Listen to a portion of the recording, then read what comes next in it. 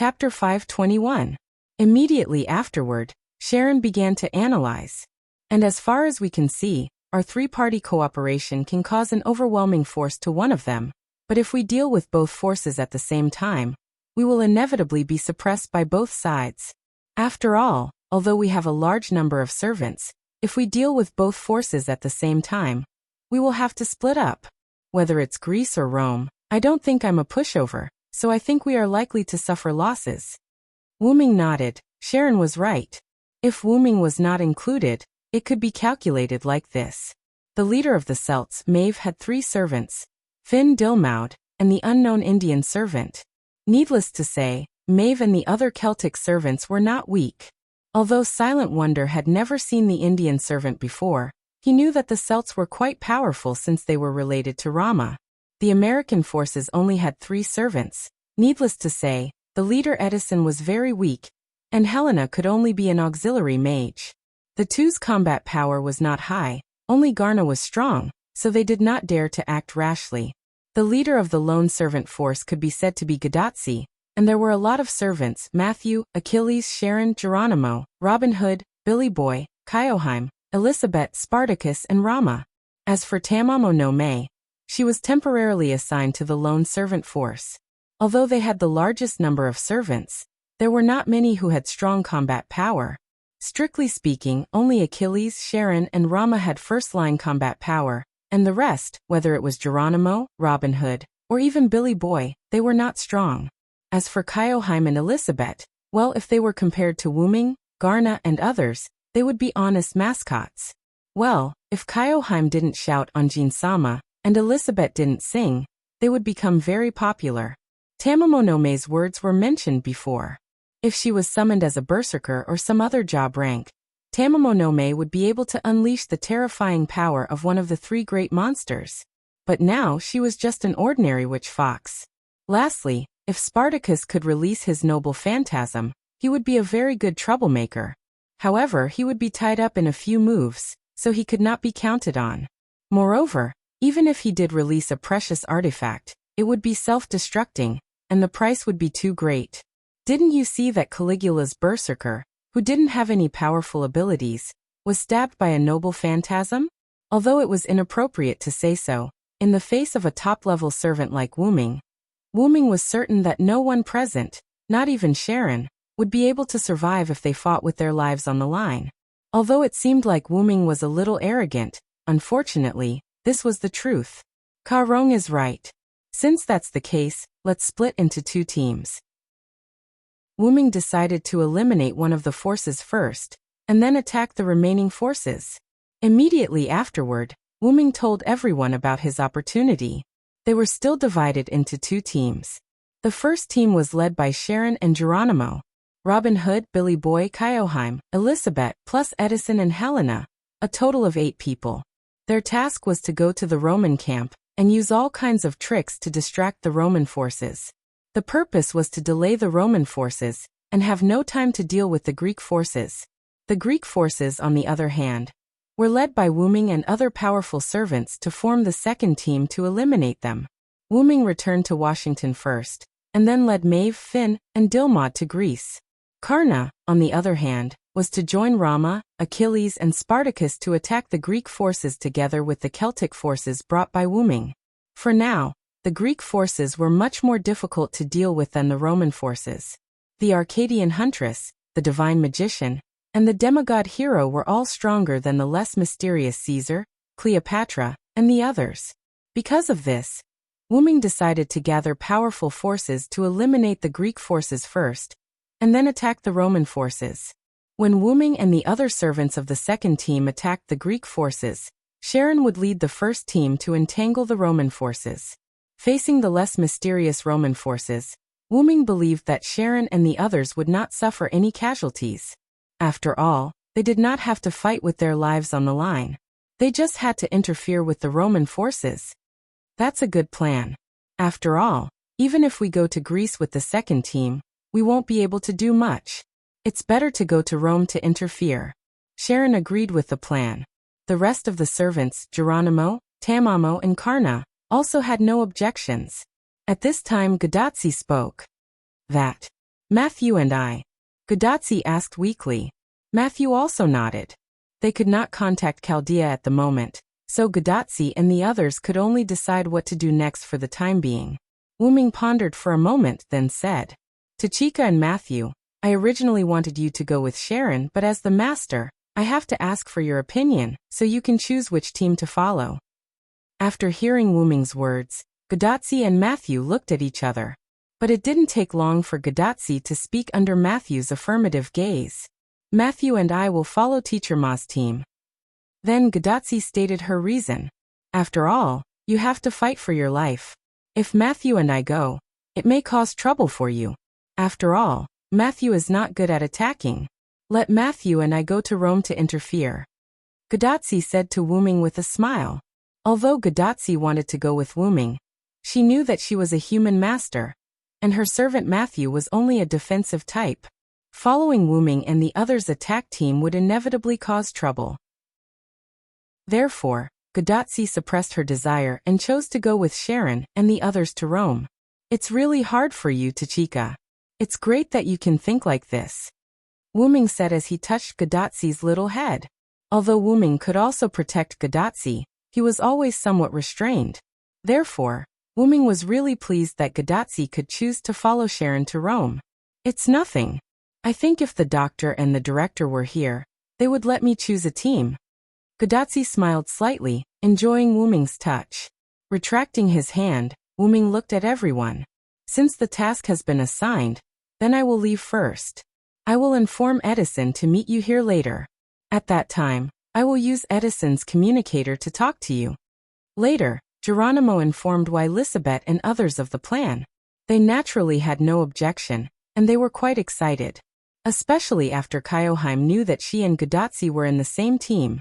In this way, Wuming and Karna left together, and everyone was preparing for the upcoming battle.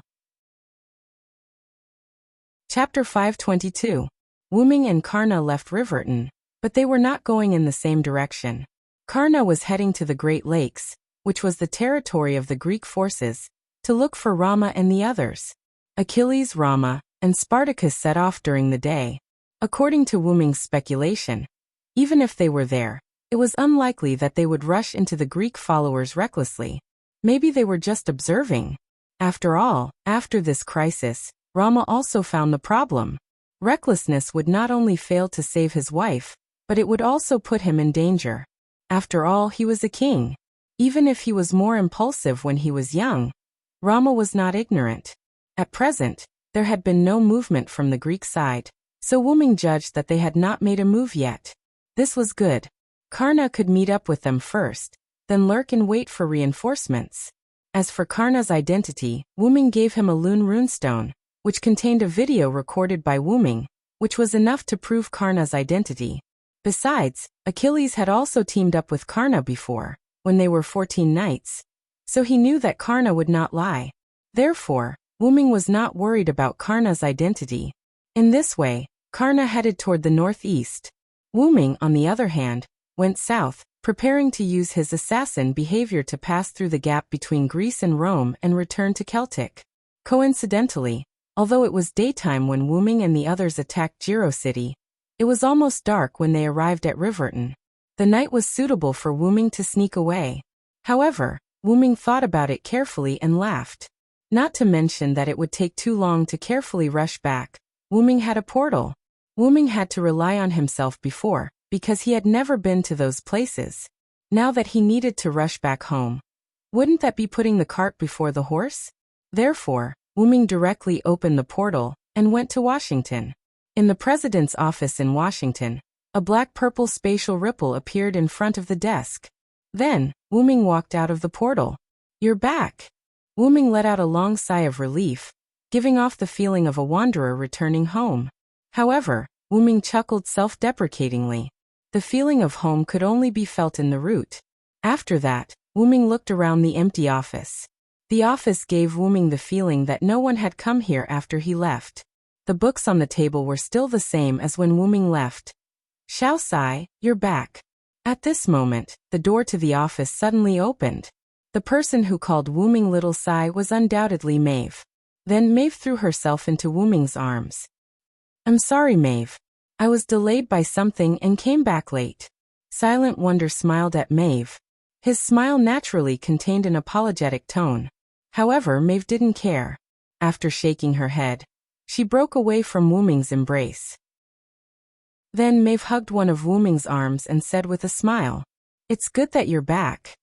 If there were outsiders here, they would probably be scared to death by Maeve's behavior. Therefore, the cold, arrogant queen who didn't treat men as humans had become so gentle. She was many times gentler than before Wu Ming left. Even Wu Ming was shocked. Was it because they hadn't seen each other for a long time that led to the release of mental stress? Ahem. In layman's terms, absence makes the heart grow fonder. Wu Ming sat on the president's chair without the slightest bit of guilt.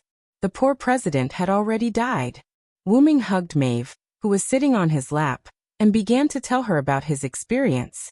Maeve, on the other hand, was listening attentively, her big eyes sparkling. In other words, as long as we join forces with the American forces and followers to eradicate Greece and Rome, we will win. Maeve smiled sweetly. Wu Ming nodded. Then he asked Maeve a little strangely, "Maeve, why are you so happy today?" Wu Ming asked. Since she came in, she had been very gentle until now. She was much gentler than the Maeve from a few days ago. Of course, she was still not as gentle as an ordinary girl, but this was not easy for Maeve. You can't expect a queen to be gentle. This was already a very gentle level for Maeve. Facing Wu Ming's puzzled question, Maeve hugged Wu Ming's neck and looked at Wu Ming's face and said happily, "Because Sai took off her helmet." When Maeve said this, Wu Ming realized that he didn't wear his helmet anymore. No one knew when it started, but Wu Ming had taken off his helmet and maintained the appearance of only wearing white armor. Wu Ming would only close his helmet during the battle, but once the battle was over, he would take it off again. Although Wu Ming was used to it, Maeve was not. She had never seen Wu Ming's true face in this singularity. Of course, it didn't mean that Wu Ming covered his true face to make Maeve suspicious. After all, no matter who it was, if their lover always covered their face with a mask when they were with their other half, the other half would be very depressed if they couldn't see their lover's face. So, I won't wear a helmet in the future, how about that? Without apologizing, Wu Ming asked with a smile. With the relationship between the two, there was no need for an apology. Yeah, but no matter what, I like little Sai. Maeve gently leaned in Wu Ming's arms and enjoyed this moment of peace. Wu Ming gently patted Maeve's back and enjoyed a moment of peace with Maeve. Sure enough, Maeve is actually just a little girl who lacks love. After a moment of tenderness, Wu Ming and Maeve left the office. After all, there was no time to lose. It was better to mobilize the troops and start the final battle. By the way, Sai, that Indian servant left our side. Left? What happened? Although leaving a servant was not a big deal for the current situation, Wu Ming still wanted to know the inside story. That servant is the hero of India, Achuna. He temporarily joined us on the grounds of following us to find Karna. Soon after he left. Wu Ming was taken aback. Achuna's mortal enemy was Karna. It seemed that he was still very persistent after death. No wonder he had some relationship with Rama. Rama was the 7th incarnation of Vishnu. Vishnu's 6th incarnation was the axe-wielding Rama, who appeared in the Mahabharata. It had some relationship with Achuna. But more importantly, the axe-wielding Rama was Karna's teacher.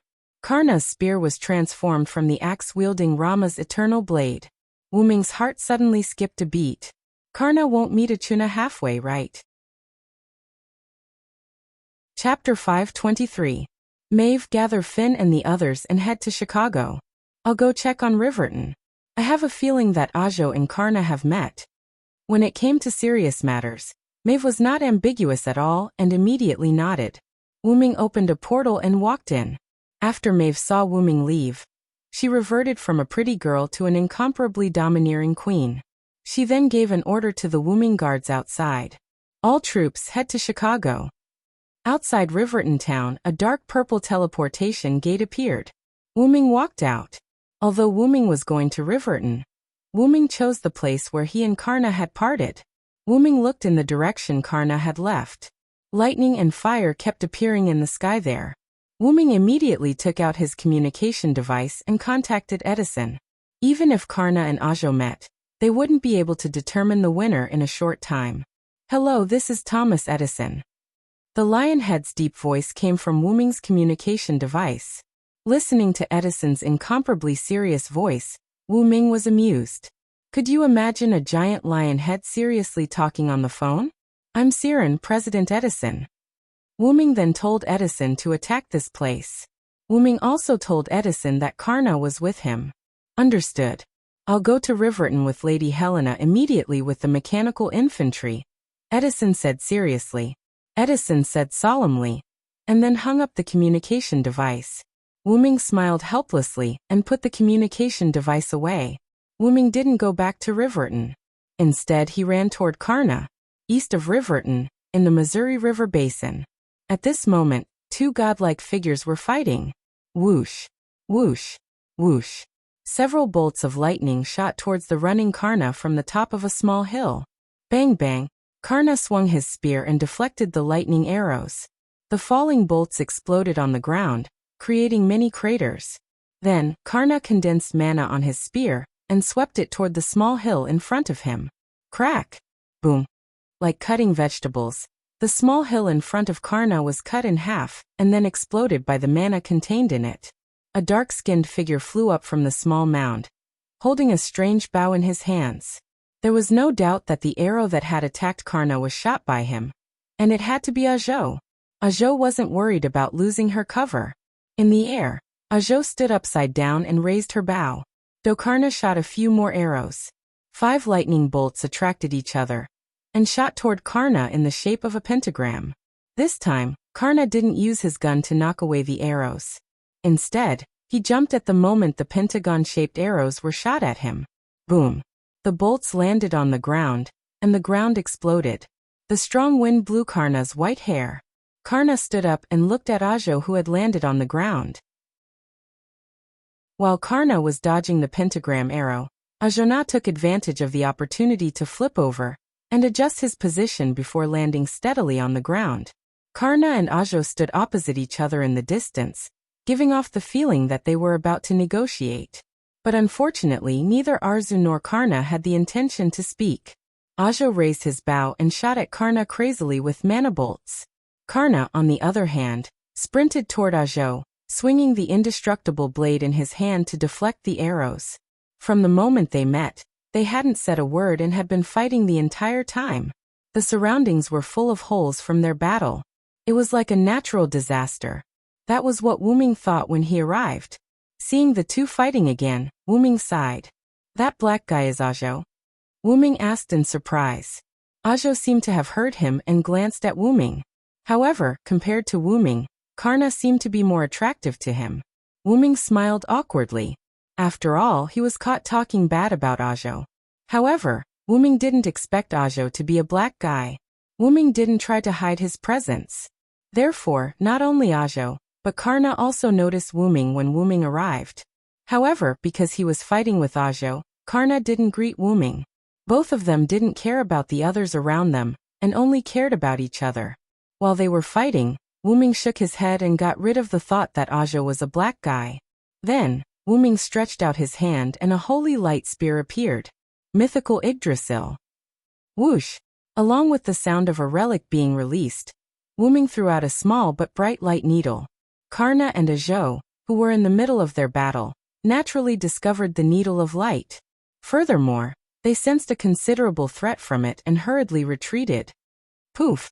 The light needle disappeared as soon as it pierced the ground, leaving a small but bottomless hole, and a sound when it pierced the ground. Wu Ming learned this move from the Star Cup's consciousness. By condensing the Holy Spear, although the attack range was reduced, the power was increased. Otherwise, Karna and Ajo wouldn't have dodged in a hurry. Instead, they would have used their weapons to deflect Wu Ming's light needle. However, the current result was what Wu Ming wanted. Wu Ming didn't want the Holy Spear to turn into a powerful light cannon. This time, he only used it to interrupt the battle between Karna and Ajo. Wu Ming dashed forward and came to Karna's side.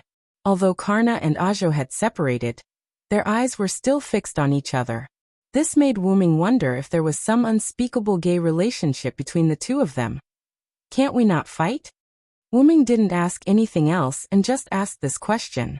After all, they were about to start a war with the Greek forces. It would be difficult for them to lose a top fighter like Karna. I'm afraid not. Ajo and I are mortal enemies. I don't want to fight, but it seems that Ajo wants to defeat me. I'm afraid I can't help you. After hearing Karna's words, Wuming looked at Ajo. Wuming saw that Ajo's eyes were filled with strong fighting spirit and an incomparably persistent desire. It was obvious that he wouldn't let Karna go. There were only two ways to deal with Ajo. The first was to let Karna and Ajo fight. After all, if Wuming forcibly took Karna away, Ajo would definitely chase after him. Since Ajo could join the Celtic side because of Karna, it wasn't impossible for him to join the Greek side because of Karna. The Greek side would definitely warmly welcome a powerhouse who only wanted to fight Karna. While Wuming was thinking, Ajo was already impatient. What? You want to fight 2 against 1? Even if that's the case, it doesn't matter. Fight me, Karna. Chapter 524. After Ajo finished speaking, she released her magic in a very imposing manner, causing the surrounding ground to crack. At this moment, Wuming finally had a chance to size up Ajona. Although his skin was dark, it revealed an incomparably healthy luster. Dressed in blue and white Indian Brahmin aristocratic clothes, this dark young man was full of character. Plus, he had a cold expression on his face. Wuming believed that ordinary girls in the modern world would definitely be smitten by Ajona. Wuming looked at Karna as if he had suddenly realized something. Was it because Karna was fairer than Ajona that Ajona was so stubborn about fighting him? I feel like you're thinking about something very rude, Karna said indifferently without even looking at Wuming. You're overthinking it, Wuming replied awkwardly. Of course he was joking. Wuming could understand why Ajona was pestering Karna. They were evenly matched, but because the opponent was in a difficult situation, Ajona, who had once sworn that he would not attack the opponent when the opponent was in a difficult situation, made his move. Even though Ajona's guidance was involved, in the end, Ajona still shot the arrow himself. That was the arrow that ended Karna's life, and also the arrow that would make Ajona suffer for the rest of his life. The hero Ajona had actually wanted to kill his archenemy in a murderous manner. That was too degrading. Although justice always belonged to the victor, Ajona still felt uneasy. Therefore, after turning into a heroic spirit, his wish was to fight Karna and defeat him with his own strength. Wuming had also thought it through. Let Karna and Ajona fight. After all, even if Wuming took Karna away, they would still end up fighting in the end. As for killing Ajona with Karna, Wuming had thought about it before, but first of all, it was inhumane, and second of all, this place was neither close nor far from Chicago. It would cause trouble sooner or later. Then, Wuming opened a portal. After exchanging a few words with Karna, Karna nodded. Then he glanced at Ajo and walked in. Karna, don't even think about escaping. Arzu roared angrily. Don't worry, Achena.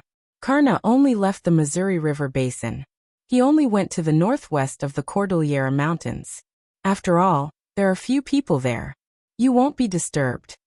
Then, Wuming moved the portal and pushed it in front of Ajo. You can find Karna again through this portal. Of course, you can choose not to trust me. The choice is yours.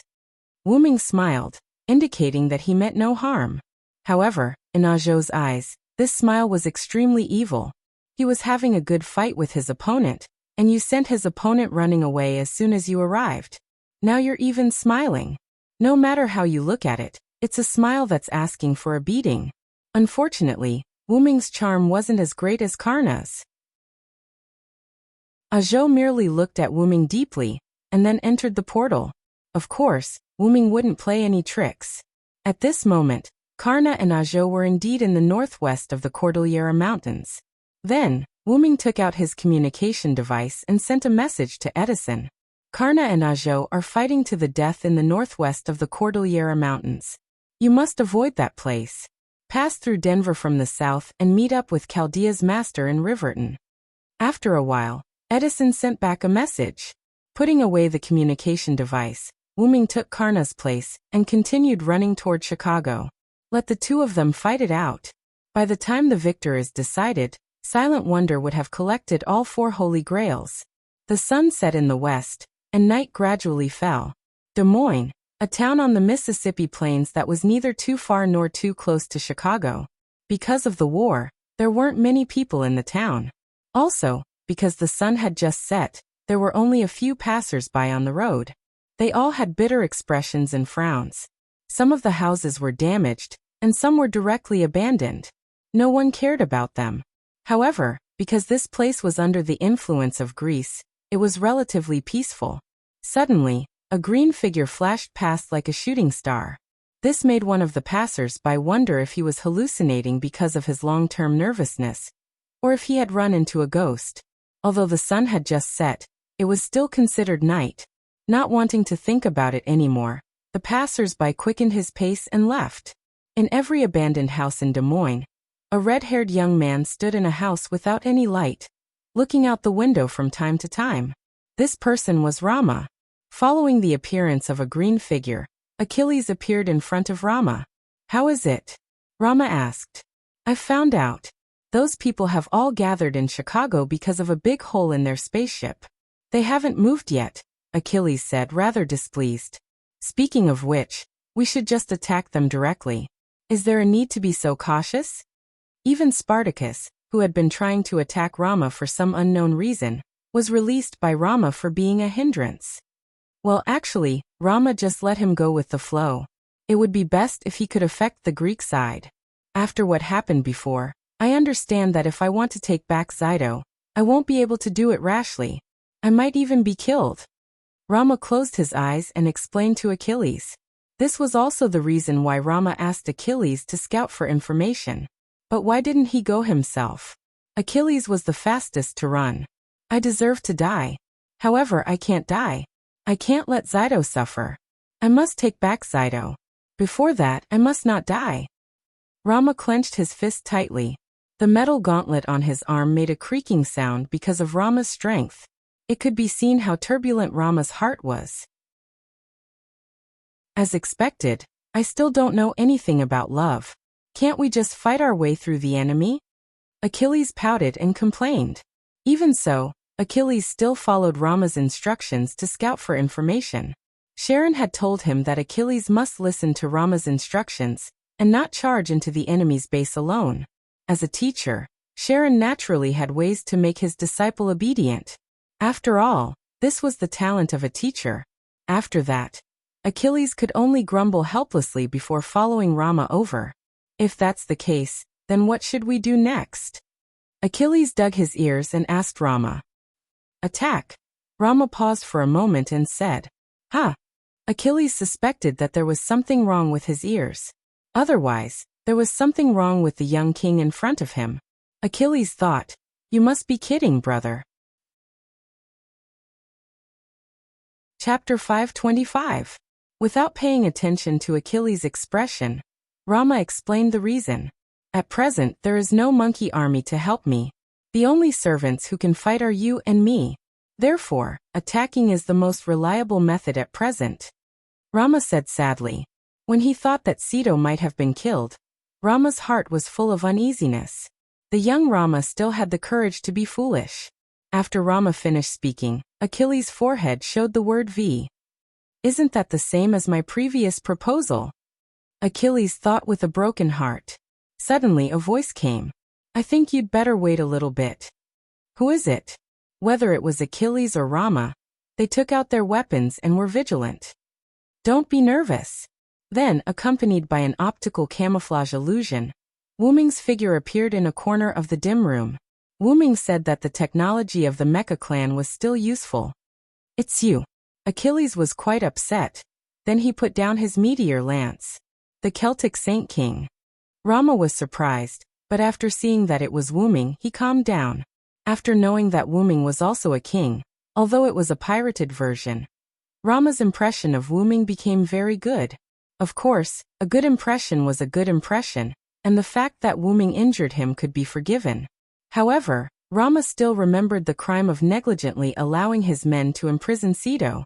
Although they reconciled, they still had to remember the grudge. This was the young King Rama's decision in the face of Xido's matter. Rama, who was like a child throwing a tantrum, was not noble. As long as it concerned Xido, then Rama would not give in. Why did you come here alone? Where is the master of Chaldea? After all, he was also Rama's savior, so Rama naturally cared about him. Don't worry, Edison has agreed to join forces with us. On the way back, we have joined forces with Karna to eliminate the Shitendaji who had gathered in Japan. Then, Wuming briefly explained to the two of them why Karna was a member of the United States, what they had been doing during this period of time, and their next plan. I didn't expect Lancer to join Edison's camp. Life is really unpredictable. Achilles sighed. In the previous memory, they were clearly teammates, but in the end, they became enemies again. But in any case, because of the alliance, they became teammates again. That person is a hero who gave alms. It's not strange for him to have such decisiveness, Rama said calmly. Although he and Karna did not come from the same story, Rama knew quite a bit about the hero who gave alms. But I didn't expect the heaven-bestowed hero Ajo to appear at this singularity. Rama shook his head. Because of Wuming's explanation, the two also knew that Ajona had been fighting Karna all this time. They both sighed with emotion. Not only did Rama temporarily lose a combat power, but he also sighed that these two old enemies who loved and hated each other could appear at this singularity at the same time. That's why this is the Holy Grail. Such a miracle can also happen. Achilles smiled softly, thinking about how he and Sensei appeared together. After hearing Achilles' words, Wuming smiled. Because of this, Rama, you can also meet Sito at this singularity, just like Karna and Ajo. These were all miracles brought about by the Holy Grail. Rama did not deny it at all and nodded seriously. Although I still can't meet Sito, as long as I know that she's still on this continent, I feel extremely at ease. Because Rama intervened in the Battle of the Monkeys and killed the enemy monkey, the dead monkey's wife put a curse on him. Even if you take back your wife, you can't really meet her. Because of this parting curse, Rama and Sito were separated again in the end, and it was a separation of life and death. This curse still accompanied the two. As long as they were too close to each other, one of them would gradually become weak, faint, and lose power until one of them left. Even if there's a curse, I will definitely find Sito. Rama said angrily. Even with such a curse, Rama still pursued Sito without hesitation, even if it meant death.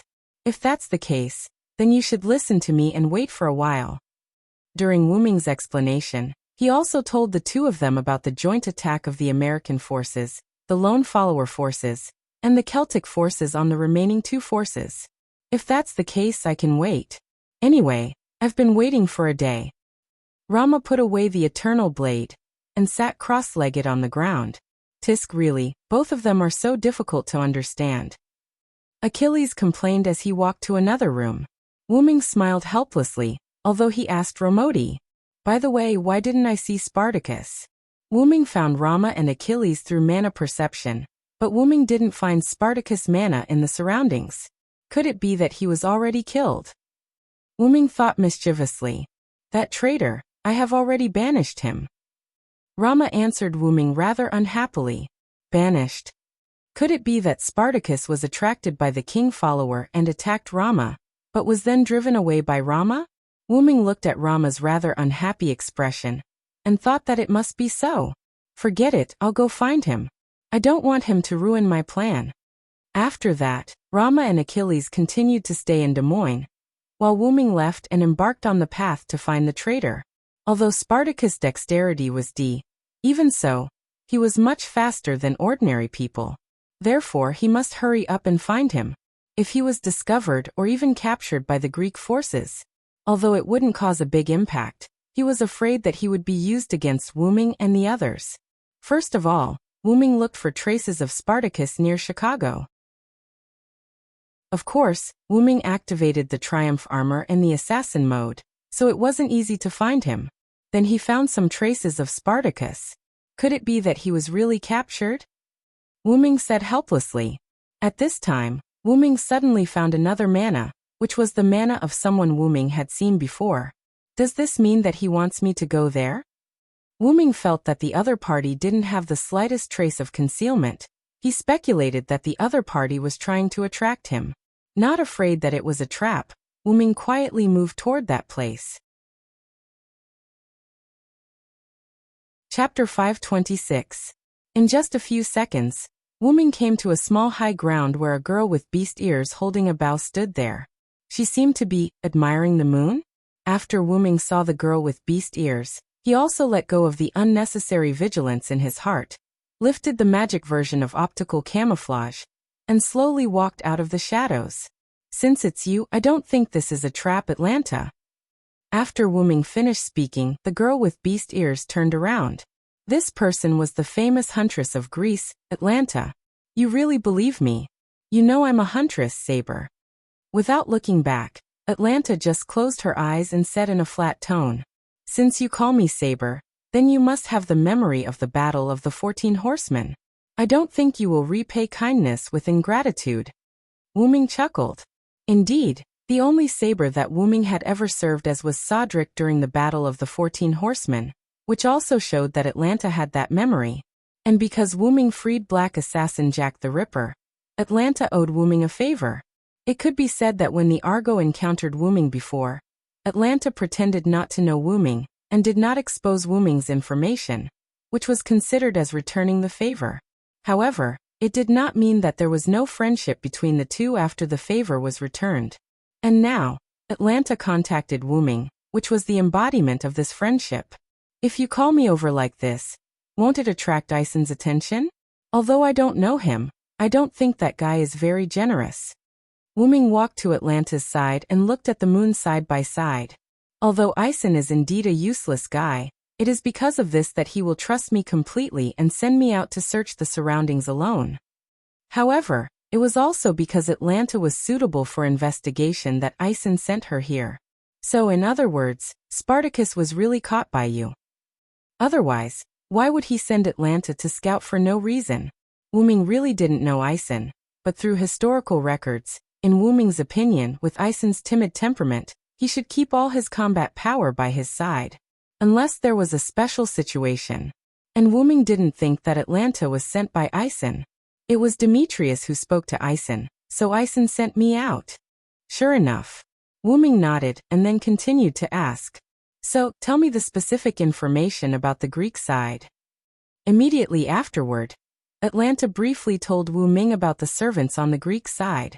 The leader of the Greek side, or rather, the person who obtained the Holy Grail, was Ison. Therefore, the search Argo was Ison's precious artifact. The other servants on the Greek side were Archer Atlanta, Caster Medea, Berserker Hercules, Lancer Hector, and the captive archer Zyto.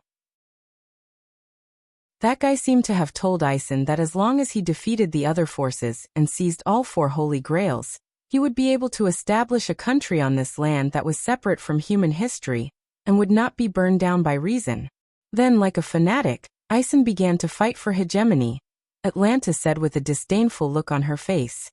He didn't know if she was mocking the Magic King or mocking Ison for believing the Magic King who had cheated him so easily. I really don't know what Ison is thinking. Back at the second singularity, he was already tricked by the Magus King. Even though it was with the help of Demetrius.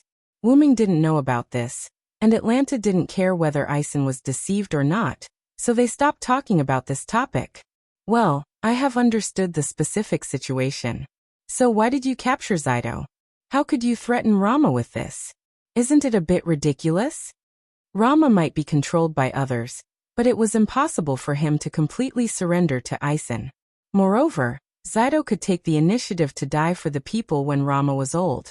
Perhaps when Ison threatened Rama with this, Zyto would choose to commit suicide. In short, it was impossible. That guy did have such an idea. Atlanta said helplessly and disdainfully. Oh, I overestimated Ison. Wyrm also smiled, but his smile was quite sarcastic. However, you can completely leave Ison's side. Why did you choose to stay? After all, there were not only Greek forces on the mainland. Wyrm did not think that Atlanta would stubbornly follow Ison's side. Atlanta was not a good person, but in the face of righteousness, she would not choose to follow Ison's side. Indeed, when I was in Oceanos, I left Ison's Argo, but this time is slightly different. Atlanta shook her head. As a person who once participated in the Argo, when I was summoned by Ison using the Holy Grail, I was bound to his Argo. I can't leave this side. To put it simply, there was a master who didn't have a command seal. But this is not the whole reason. The main point is that Isen has a way to summon the demon god pillar. Wuming frowned.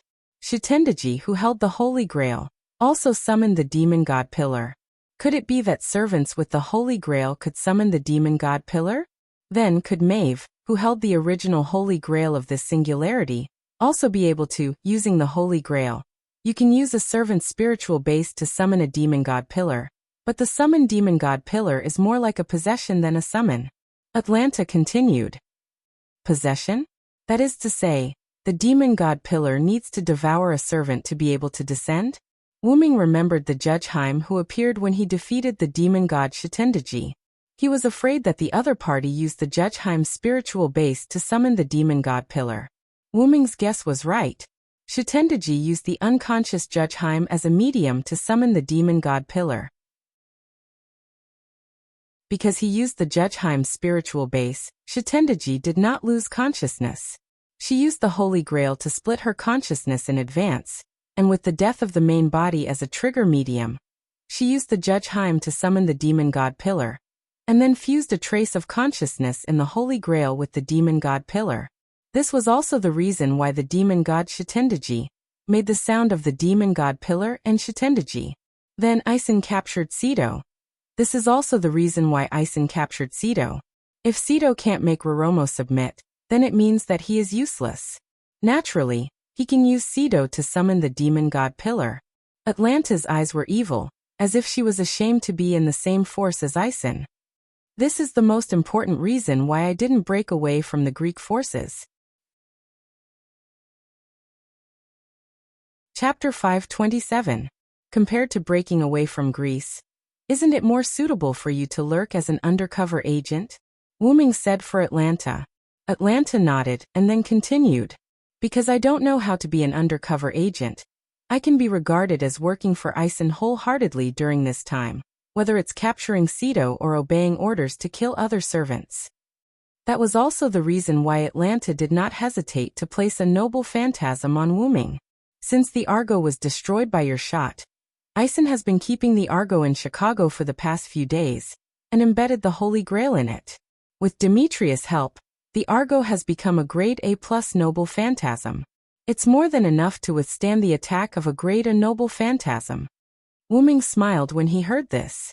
He was afraid that Isen was frightened by Wuming's shot, so he installed the Holy Grail directly on the Argo.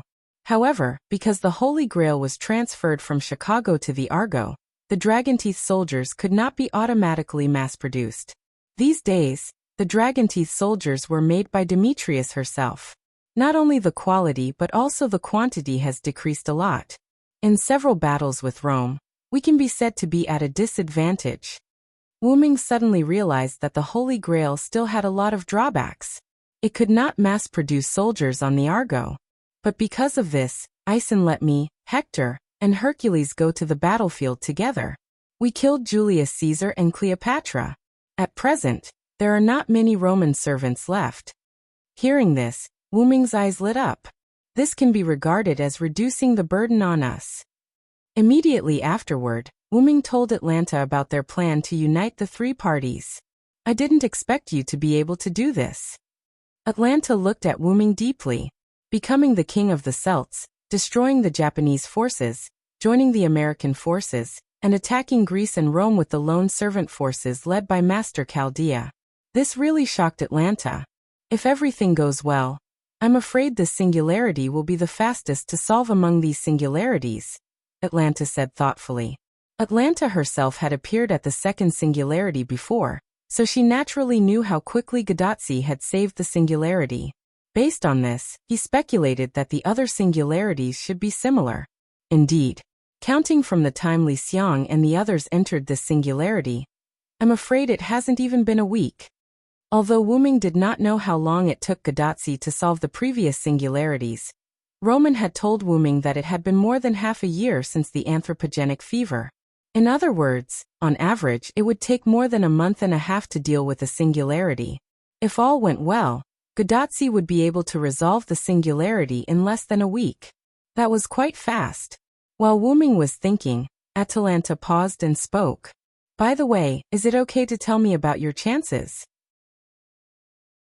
Atlanta meant nothing more than, in case I'm a spy and deceived you, or accidentally leak your information. However, Wuming chuckled and shook his head. It doesn't matter even if you are exposed. After all, our plan is considered an open conspiracy. Gudatsi and the others' first team went to Rome. They did not expect to eradicate Rome, but it was enough to hold them back. Wuming and the others' second team would attack the Greek forces head-on. Before the attack, the Greek side would definitely notice something, so it did not matter if they were exposed or not. What's more, I don't think Atlanta is that kind of person. I believe that Atlanta, who loves children, no matter how her appearance changes, her inner heart is incomparably beautiful. With that said, Wuming reached out and touched Atlanta's beast ears. Because the distance was too close, Atlanta did not dodge, and was caught by Wuming. Haha. Atlanta was shocked and quickly jumped away. What are you doing, you rude guy? Atlanta blushed, hugged her beast ears and stammered. Sorry, I've been interested in your beast ears for a long time. It was just a spur of the moment. Wuming apologized with a smile, but the hand that was still floating in the air showed that Wuming was still thinking about the touch of Atlanta's beast ears. Atlanta blushed, gritted her teeth, and gripped the sky bow fiercely. Ahem, I have one more thing to ask of you. Wuming coughed and became serious.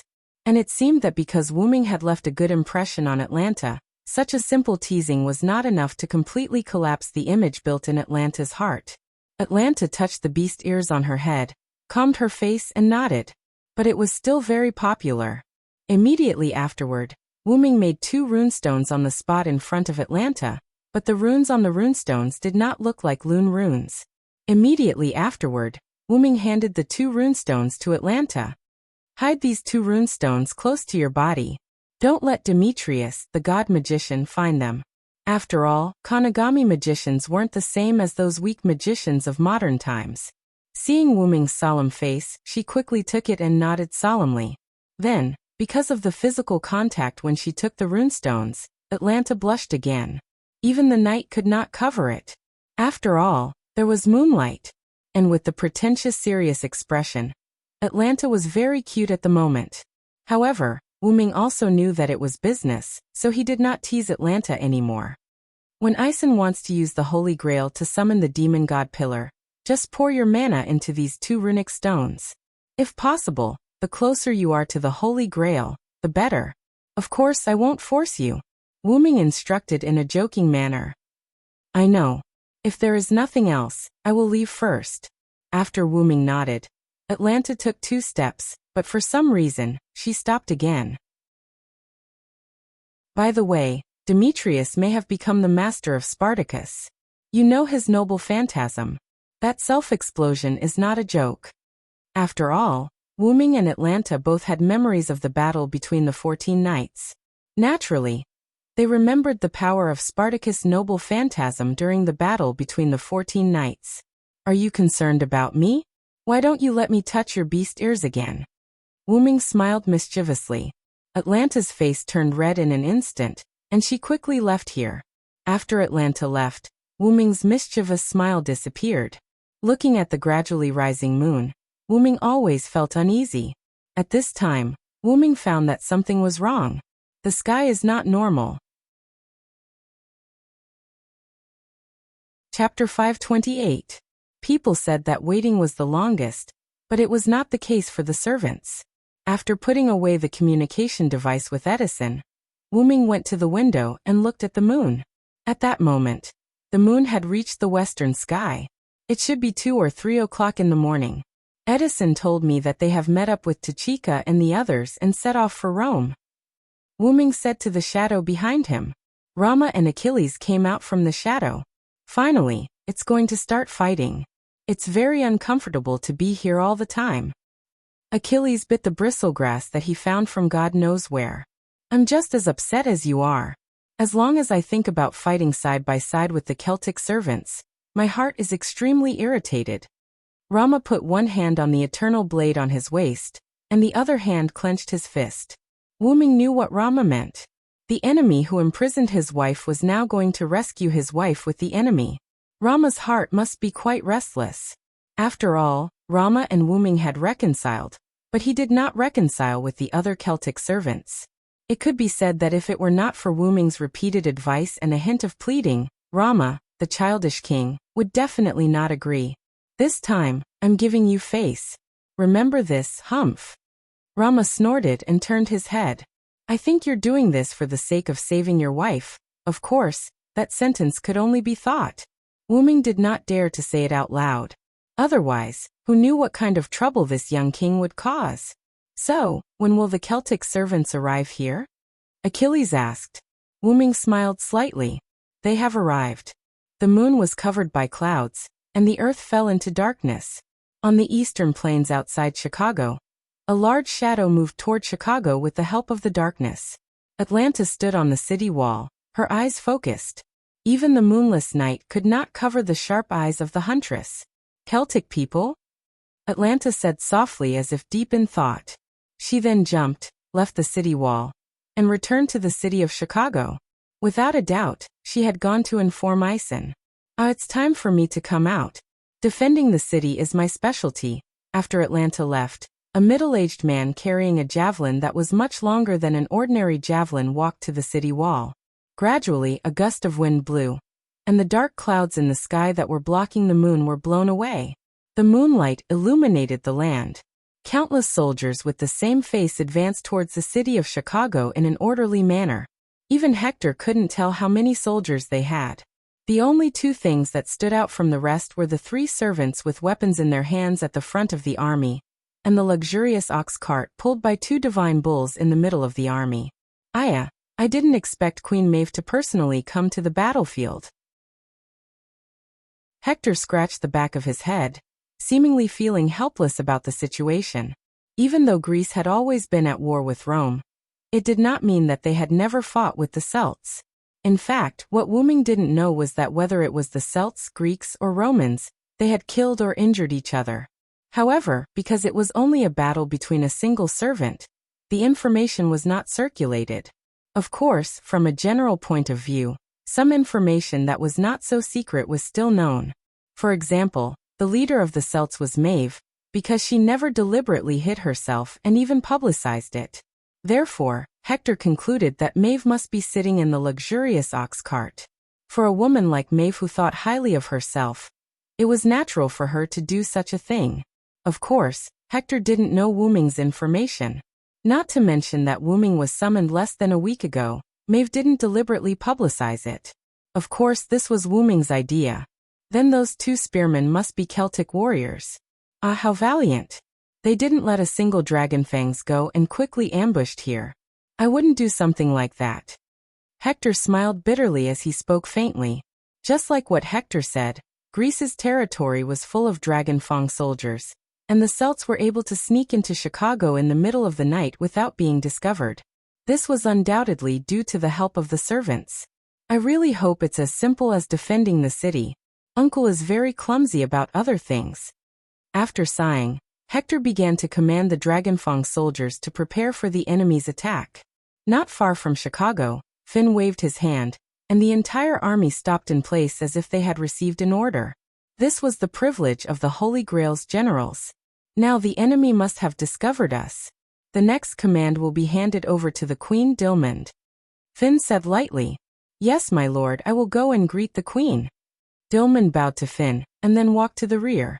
Just as Dilmund said, he was ready to welcome the Queen's carriage. To be able to let the army arrive here without being discovered. Your wisdom is really terrifying. Next, it's time to show my bravery. Fergus grinned. Finn had a good impression of this big guy. Well, after all, they were both Celts. Then I'll have to trouble the magic sword envoy to take the lead. In just a moment, the ox cart came from the center of the army to the front line. We're here already, Finn. Good job. A noblewoman's voice came from the carriage pulled by the divine ox. Our army has arrived in Chicago, and the enemy has discovered us. So, when will His Royal Highness the Holy King appear? Finn asked politely. Your Holy King is on the other side of the city. I can feel it. In the carriage, Maeve took off her white silk gloves and looked at the bright red dragon-like pattern on the back of her hand formed by 3 command seals and smiled. Then let's have Fergus break the city gate. No problem, right? Maeve said to Fergus outside the carriage.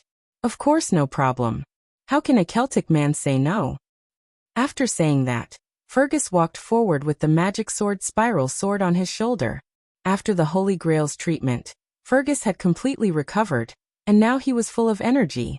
On the city wall, Hector looked at the man walking forward with the magic sword. He had already guessed what he was going to do. He's going to attack the city with a noble artifact. What a headache. Then, when Hector noticed that Fergus' noble artifact was getting brighter, and the magic power was getting thicker, Hector retreated. Uncle, you can't stop it. This is already a noble artifact that's comparable to a city's noble artifact. Let's escape first. Then a rainbow-colored light exploded after Hector left the city wall. Chapter 529. Alright, I feel like I'm full of energy today. I'm sure you'll be satisfied with this shot. Fergus raised his neon sword and laughed.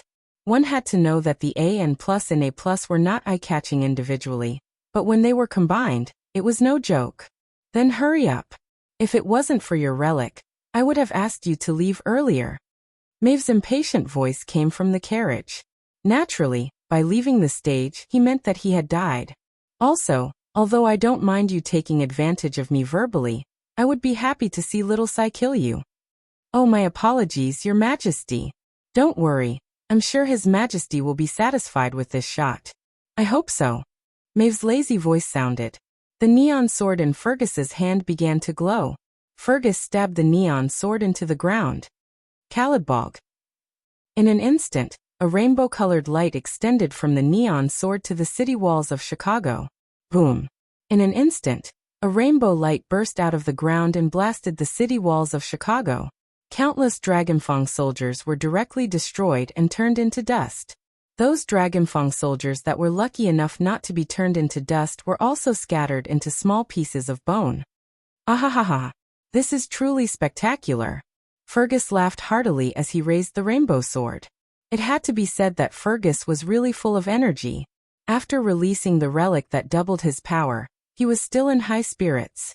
Finn and Dilmaud watched this scene calmly. After all, this scene was nothing to them. Maeve, who was sitting in her beloved chariot, nodded in satisfaction. Then she gave an order. Everyone, attack. At this moment an irrational roar was heard. Asterisk asterisk asterisk asterisk asterisk asterisk asterisk asterisk. On the west side of Chicago, which was the opposite side of Maeve's army, Wyrm, Rama, and Achilles arrived. When the three of them arrived, they saw the explosion on the east side of Chicago. That's the demonic sword envoy's precious artifact, Rama said. The person who understands a person the best is not his friend, but his opponent. Back then, Rama had fought Fergus to the death for the sake of Cedo. Naturally, he knew about Fergus' noble artifact. That should be the case. Fergus' noble artifact was still vivid in Rama's mind. To be honest, I originally wanted to end that guy directly. At this moment, Wyrm spoke. Both Rama and Achilles looked over. If there are no restrictions, he will do as he pleases. For a king, this kind of teammate is very annoying. Wyrm smiled coldly. At this moment, Rama and Achilles finally felt the pressure brought about by Wyrm. No matter how kind this guy was, he was still a berserker. No matter how close he was to the people, he was still a king. All in all, Wyrm was not a kind man. He would not hesitate to do things that would bring him enough benefits. However, Wyrm still had his own bottom line. As the origin dragon, Wyrm would definitely become 10,000 times more noble than Gaia Aleia in the future. He was destined to never be the same as an ordinary person, which was why he treated everything with reason. That was why people often said that the heavens were heartless. Moreover, have you ever seen Wyrm hesitate or worry when he killed someone? Although it was a pity, why would a human feel sad when he crushed an ant to death? That was the reality. Take Nazalik for example. The people in it were all demons. If it was not for Wyrm deliberately suppressing them, they would have been destroyed. However, Wyrm would still not do anything to them. Firstly, they were Wyrm's subordinates. Wyrm had mistakenly entered and became the supreme king. Therefore, he had to be responsible. Secondly, if there was good, there would be evil. Wyrm would not purposely punish the evil. Cough cough. However, if they provoked Wyrm would not mind getting rid of the weeds. Just like Darius, who wanted to capture Mayu. Other than that, Wyrm was more fond of humans. Because Wyrm was just adopted by humans, he was a human for a period of time. Therefore, he was more fond of humans. Especially those who were considered good by Wyrm. If he had the ability, Wyrm would definitely help. Rick was a good example. Wyrm specially went to Rick's world and helped the humans to turn the situation around. If possible, Wyrm still liked to stay with humans, because the possibilities and emotions of humans made Wyrm very happy. And Wyrm wanted to kill Fergus. Well, regarding this point, Wyrm only wanted to kill Fergus because he had flirted with Maeve before. But no matter what, he is still my subordinate. It is better to keep him alive. Just like that, the topic ended. Let's go. Maeve has already started. We can't fall behind. Saying that, the three of them walked towards the west wall of Chicago. Wyrm started to move. On Maeve's side, there was a small problem. Hercules let out a confused roar as he swung his axe and sword at Fergus. Bang! The ground that was hit by Hercules cracked. As for Fergus, he naturally dodged this attack. Hey, why are you attacking me directly? You think too highly of me. Although Fergus was still running his mouth, his expression had become serious. Fergus was also holding the neon sword with both hands. Dillman, be careful. This big guy is not to be trifled with. Finn held his spear and looked warily at Hercules, who had pulled out his axe and sword from the ground. Yes, my lord. Dilmod also raised his red and yellow spears and stood beside Finn. My brave warriors. Maeve didn't even walk out of the carriage. With just one sentence, countless Wyrm-faced soldiers rushed towards Hercules. However, even if they were strengthened by the Holy Grail, the small fries were still small fries. For a great hero like Hercules, they were basically useless. Hercules roared at the sky. Even if he didn't have magic to release this skill, the roar mixed with magic alone was enough to shock the nearby soldiers to death. Then, Hercules rushed into the crowd of soldiers and began a massacre. At this moment, Hercules could only be described with 4 words. Unparalleled mowing. Accompanied by a roar, a drill-like spiral sword attacked Hercules from behind. Clang! Hercules easily blocked Fergus' attack with his axe and sword and slapped Fergus away. With the mind's eye skill, Hercules naturally wouldn't be ambushed successfully. This is a little tricky. Fergus stabilized himself as he flew away and broke out in cold sweat. When Fergus was sent flying, Finn and Dillman also rushed forward.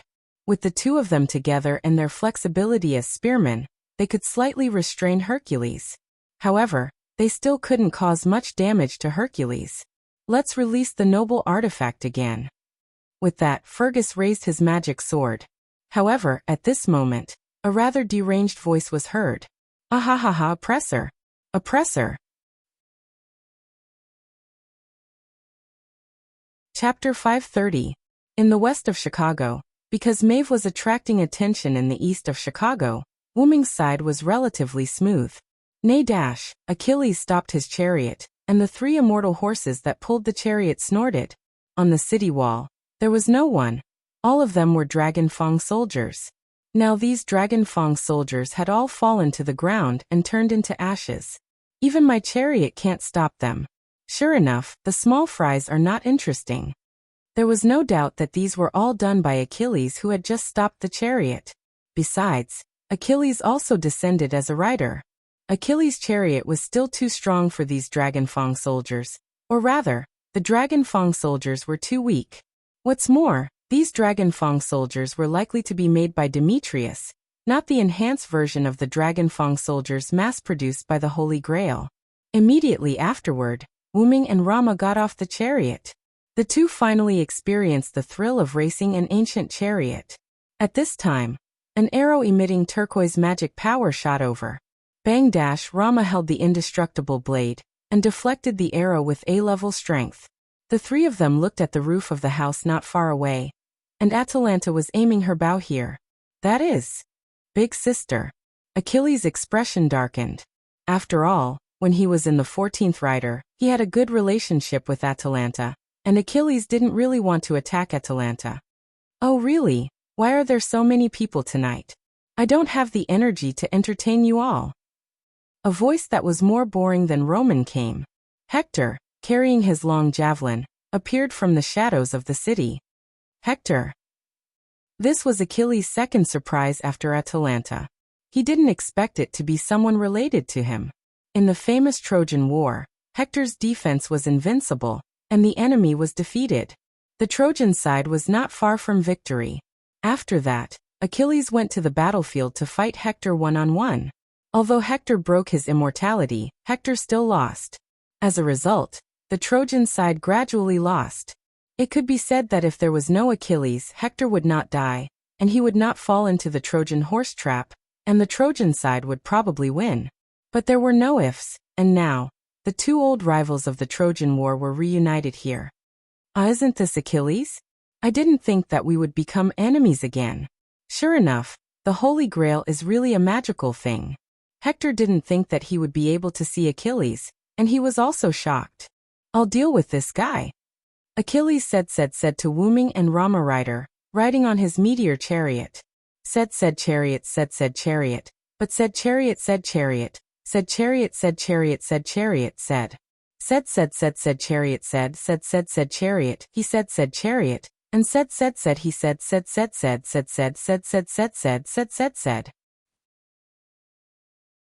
said although said of said said. Although Hector did not think that Atalanta could defeat the remaining two servants, he did not think that she would be able to defeat them. In Hector's opinion, the remaining two servants were not weaker than Achilles. However, Archer Atalanta just nodded indifferently and did not say anything. After Hector left, Rama pointed the undying blade at Atalanta. Then let me deal with this archer, Rama said confidently. Wyrm knew that after the mana crystal healed Rama, a huge amount of mana was still stored in Rama's body. Just like how Fergus had an excess of energy after being healed by the Holy Grail, Rama was the same now. Then, under Rama's eager expression, Atalanta put down the bow. Sarand Ison is preparing to escape. Then two gasps of surprise came from Wyrm and Romo. Sigh. The southern city of the Missouri River Valley, Alexandria, camp of the Roman forces. Romulus looked at the Roman soldiers who were fighting against the incoming mechanical troops with a serious face, and did not say anything. Lord God. A blonde girl in a white wedding dress walked to Romulus' side. It seems that the masters of Chaldea have joined forces with the native forces of the United States. Very good. In this way, Rome will be protected. Romulus nodded and said excitedly. However, Nero did not understand what his god was talking about. My sons Caesar, Caligula, have left. Now all of our servants, Rome, have left. Romulus said to the pure bride, who asked Rome to summon emperors this time. How mysterious would the emperors be? It was expected that they would leave. I will protect Rome until I die, the girl said to the god ancestor in a tone of farewell. My son, if I, Rome, also leave, then destroy the Holy Grail, Romulus said. But God, isn't that the existence that is suppressing her? If we destroy the Holy Grail, won't she be released? The girl said worriedly. Compared to becoming the demon god pillar, I, Rome, think that we should choose to release her. As he said that, Romulus put his hand on the girl's head. If Rome is gone, there is no need to stop her. Moreover, she is also on our side, my son Nero, whom I understand, Lord God. Then they realized that instead of attacking, the mechanical troops seem to be trapping them here. It seems that something we don't know has happened, my son. My son, welcome them in. In the west of Chicago, the battle between Achilles and Hector caused a lot of magic to explode. It was as bright as the light in the night. However, Wyrm and Romulus did not pay attention to that. In short, that archer is actually on our side. Romulus looked at Atalanta, who left, and asked Wyrm rather unhappily. He wanted to fight for a long time. In the end, he finally met an enemy that he thought he could fight, but it turned out to be a spy on his side. In short, it's a good thing to subdue the enemy without fighting. Wyrm smiled and patted Romulus on the shoulder, indicating that he was more open-minded. "Umph. Of course, I understand that," Romulus said unhappily. "Then next, we need to wait, right?" Wyrm walked to the edge of the city wall and said jokingly. "We can also watch Achilles fight Hector to relieve our boredom." Wyrm showed a mischievous smile. Oh. Romulus was speechless. Chapter 531. Ahahaha. Oppressor. Spartacus laughed wildly, and used his seemingly ordinary iron sword to madly charge into the crowd of soldiers. At this moment, Maeve had already retreated to the back of the soldiers. Or it should be said that the soldiers were constantly moving forward.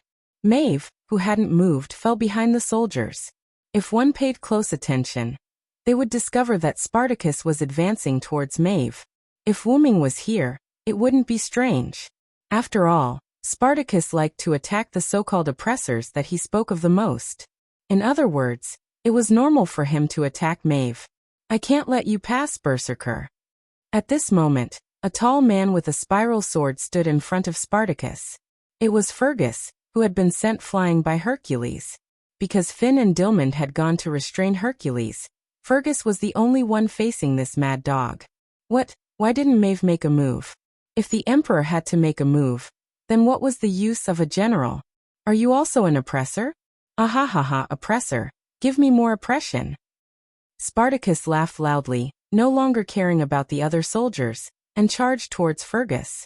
Although it was very short, Fergus had been a king before, so it wasn't strange that he could attract Fergus' attention. Clank! The magic sword and the ordinary iron sword collided, producing an ear-piercing sound. It was hard to imagine that Spartacus's ordinary iron sword could not break after colliding with the magic sword. Ahahaha! Ahahaha! Spartacus was like a mad dog as he punched Fergus without any pattern. Fergus was a Celtic warrior, a member of the Red Branch Knights, and also wielded a magic sword. Naturally, he wouldn't be at a disadvantage in a fight against the leader of the rebels, Spartacus. If one only looked at his appearance, Spartacus was about to be killed by Fergus. However, Fergus discovered that even if Spartacus' body was seriously injured, this berserker was getting more spirited as he fought. No, it should be said that, the more injured he gets, the more spirited he gets. TSK, I hate this kind of guy with super high durability. Fergus was rather unhappy. Spartacus' body was already injured. His right arm was almost detached from his body, and there was a big hole in his abdomen and heart by the neon sword. There were many half-meter-long wounds on his body, and even half of his head was smashed in. The wounds on Spartacus' head and heart were the wounds. When Fergus saw that Spartacus was getting more spirited, he directly attacked these two places. However, Fergus didn't affect Spartacus. Fergus even noticed that Spartacus's wounds were healing, and Spartacus mutated.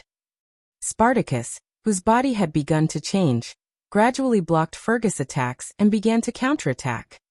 Berserker can't be killed. Fergus was. Fergus took a few steps back, and was ready to use his noble relic to kill Berserker in one go. Ahahahaha. Ahahahaha. Oppressor. Come. Give me even more pressure. However, Spartacus didn't give Fergus a chance. He was really like a mad dog, entangling with Fergus. In the face of a berserker like Spartacus, who had so many crazy skills, pure magic and physical attacks were basically useless against Spartacus. This was all thanks to Spartacus' noble phantasm and skills. The glory of being abused. B+ when the magician healed Spartacus, the amount of magic consumed was a quarter of the original amount.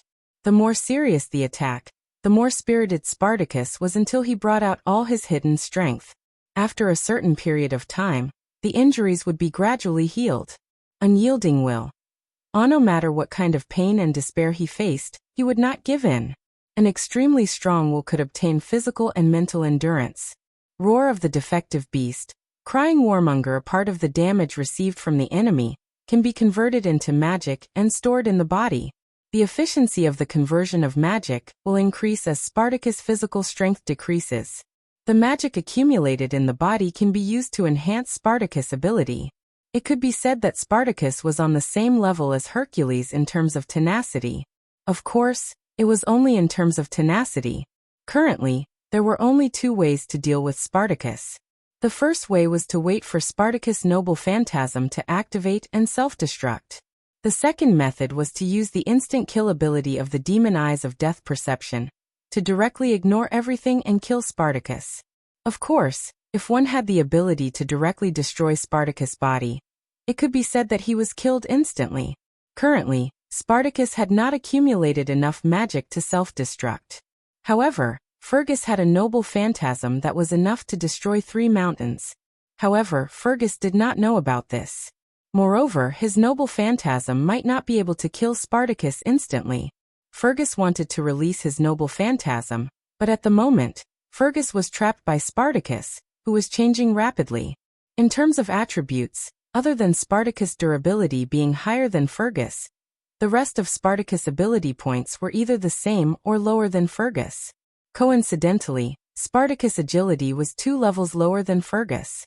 Fergus also discovered this in the following battle with Spartacus. Therefore, after a few rounds of fighting with Spartacus, he used his skills to trip Spartacus and get behind him. Then he took the opportunity to distance himself from Spartacus. Ha! Oppressor? Spartacus got up from the ground and shook his head. He then found Fergus, who was not far behind him. Then, Spartacus excitedly raised his iron sword and rushed towards Fergus. Spiral, get ready. Fergus calmly raised his neon sword as he looked at Spartacus, who was running towards him. Fergus shook his head helplessly as he looked at Spartacus, who was 5 meters tall, and had accumulated mana due to his injuries. It's my misfortune to be able to meet you. Indeed, as an enemy, Spartacus was an incomparable headache, because he couldn't be killed by ordinary means. Well, even as an ally, he was a headache. All in all, Fergus had had enough. He wanted to end this berserker completely. Fergus focused all his mana into the neon sword, and even began to overdraw his spiritual base. After all, Fergus' mana was E. Fergus was afraid that he could not kill this thing. Taste the real neon sword. Just like Ibaraki Duji's noble phantasm, the neon sword emitted its last colorful light. Even Hercules, Finn and Dilmun stopped fighting.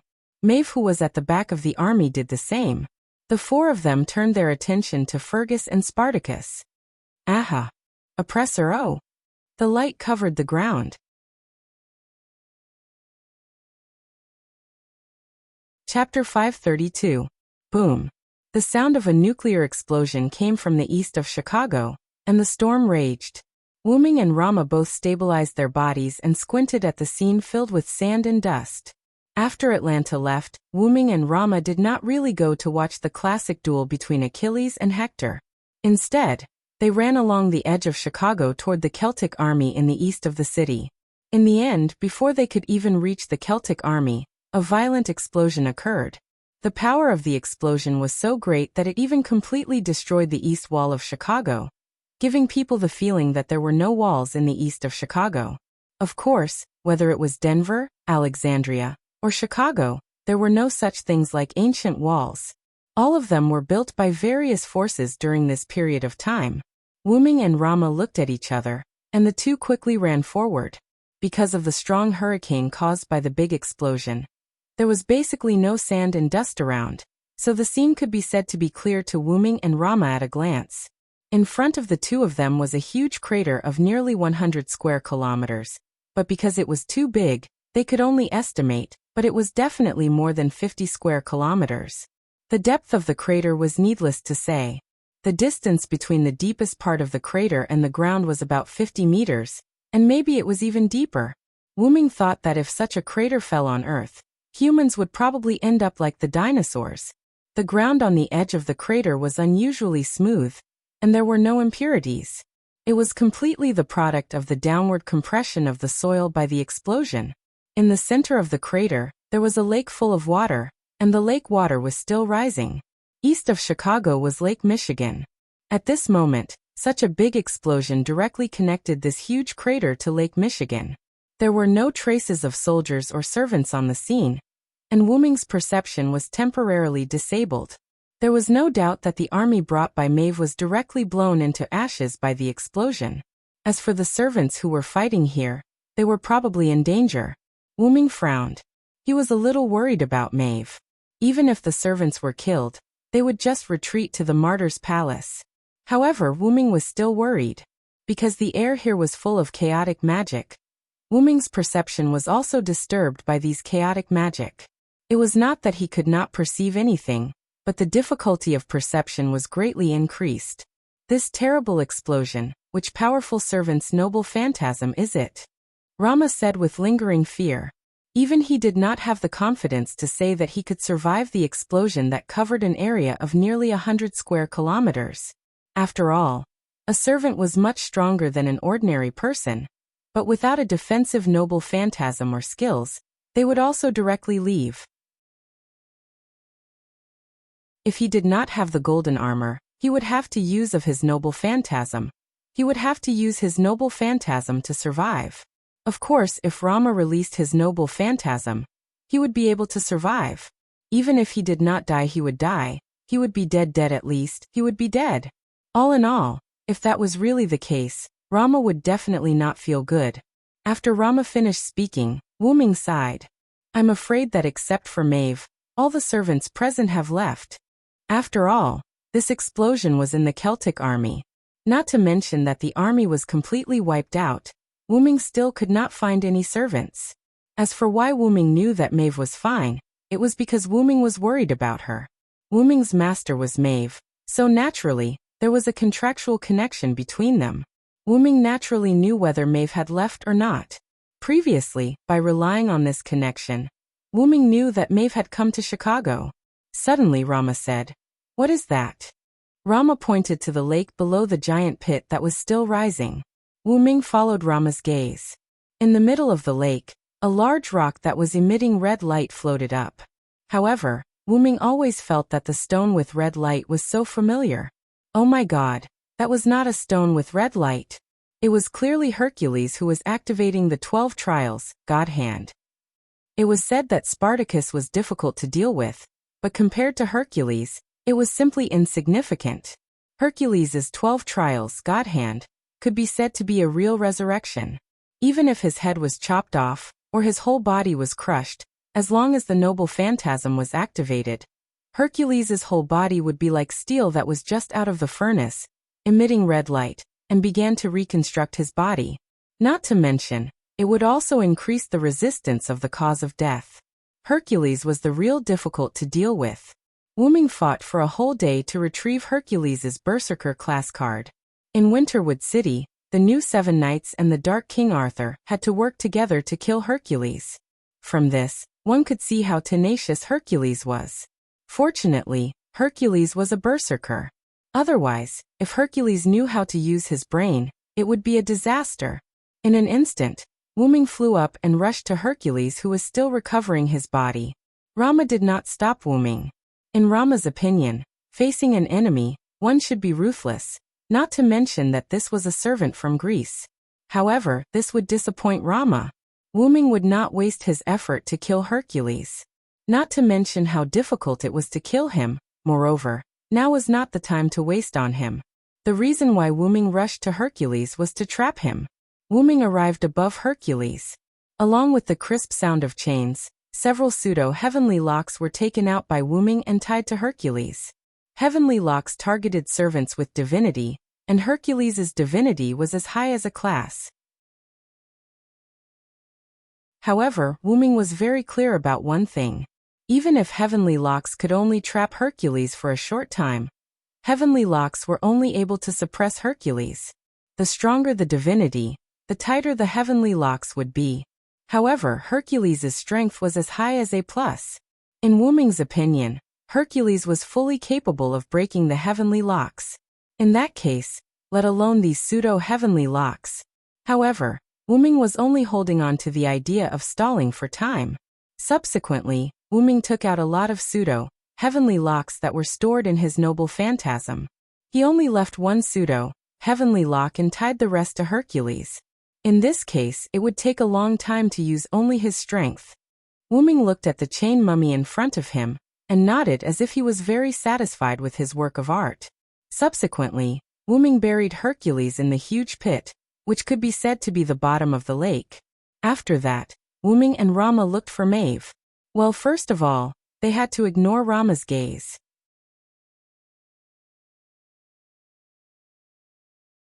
Chapter 533. Wyrm searched along the edge of the crater, and soon found Maeve. After all, Wyrm could feel from the contract that Maeve was not hurt at all. That meant that she was not in the range of the explosion just now. At the very least, she was not hurt. Naturally, she was outside the crater. With Wyrm and Rama's acceleration, it was easy for them to go from the edge of the crater to the other side. It only took them a few minutes. At that moment, the celestial bull that was pulling Maeve's carriage had fallen to the ground. It seemed that it was affected by the explosion. The carriage that was originally gorgeous and dignified had become a little tattered. However, at least it did not seem to be damaged internally. Rama came to the front of the celestial bull and squatted down to check on the two celestial bulls. Wyrm was slightly stunned when he saw that. Then he recalled something. It seemed like Rama was quite a caring big boy. At that moment, Maeve suddenly flew out of the carriage. That's right. She flew out and landed in Wyrm's arms. Wyrm wondered how Maeve could fly into Wyrm's arms in a straight line. Wouldn't you fall because of gravity? Newton was about to cry. In short, Wyrm hugged Maeve, who was flying toward him. Little Sai, you're finally here. You almost couldn't see me. Maeve looked at Wyrm pitifully. Of course, if Maeve changed her smile into a cry, the effect would be better. This must be your wife, Cylinder. I'm really envious. Romo stood up and looked at the couple who were hugging each other lovingly. He was filled with emotion. Rama was naturally envious of the couple who could be together. It was unlike him and Sito, who could not see each other because of the curse. However, Wyrm was very helpless. How could you tell that this was a loving hug? It was obviously my Fu who suddenly flew out, and I subconsciously hugged her, okay? However, since he had accepted Maeve, a hug was nothing. Cough cough asterisk. Speaking of which, Maeve, what's going on here? Wyrm asked. On the other hand, Rama was all ears. After all, such a huge explosion was very attractive. This is what happened. Maeve began to tell the story. After Fergus broke the city gate, Hector left while Hercules appeared. Finn and Dilmaud held Hercules back. However, Spartacus appeared and Fergus and Spartacus went against each other. Maeve, of course, was to watch the battle. Following that, there was no progress in the battle between Hercules, Finn, and Dilmaud. It was just a back-and-forth exchange of blows. Although Finn and Dilmaud couldn't defeat Hercules in a one-on-one fight, the two of them were able to fight Hercules to a draw for the time being. As for the battle between Fergus and Spartacus, it was a one-sided battle. Wyrm felt that something was wrong. He knew the effect of Spartacus' noble phantasm. Soon after, Fergus saw that Spartacus was getting more and more spirited as he fought. Spartacus had transformed into a 5-meter-tall monster. Moreover, he was still transforming into a monster. Fergus decided to activate his relic immediately. Then Spartacus exploded.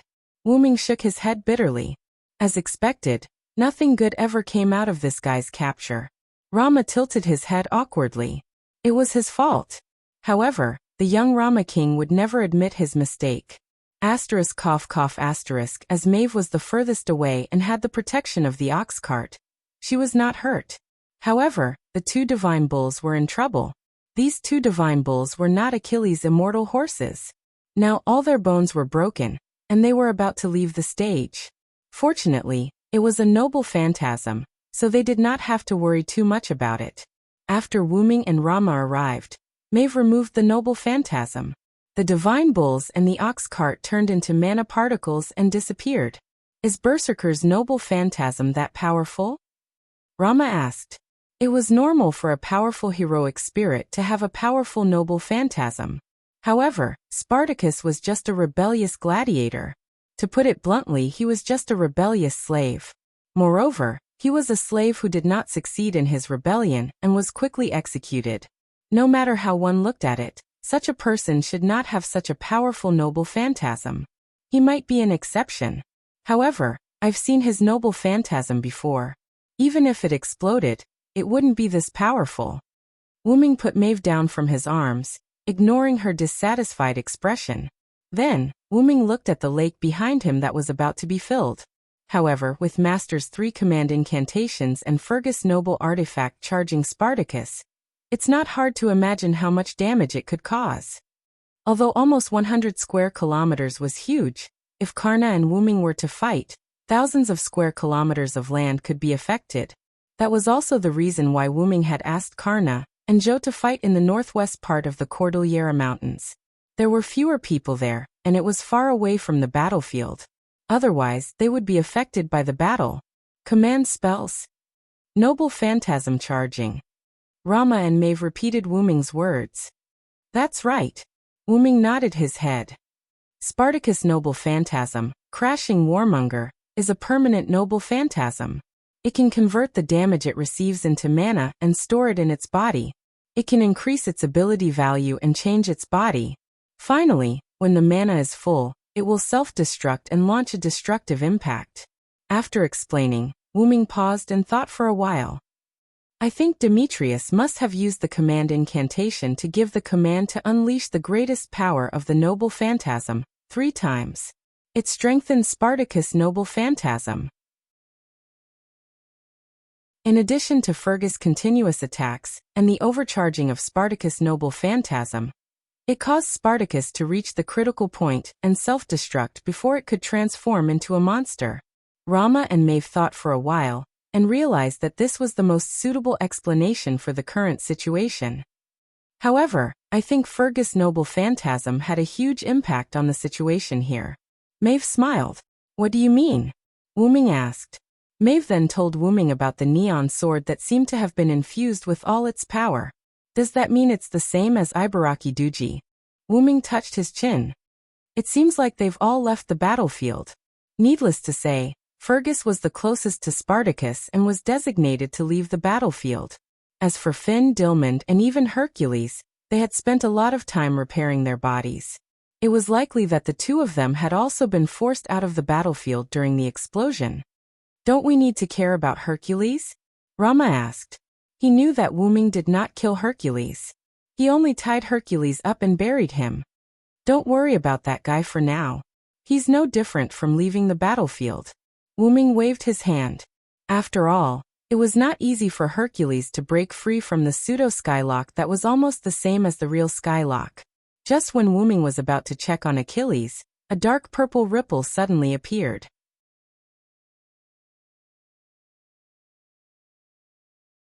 Chapter 534.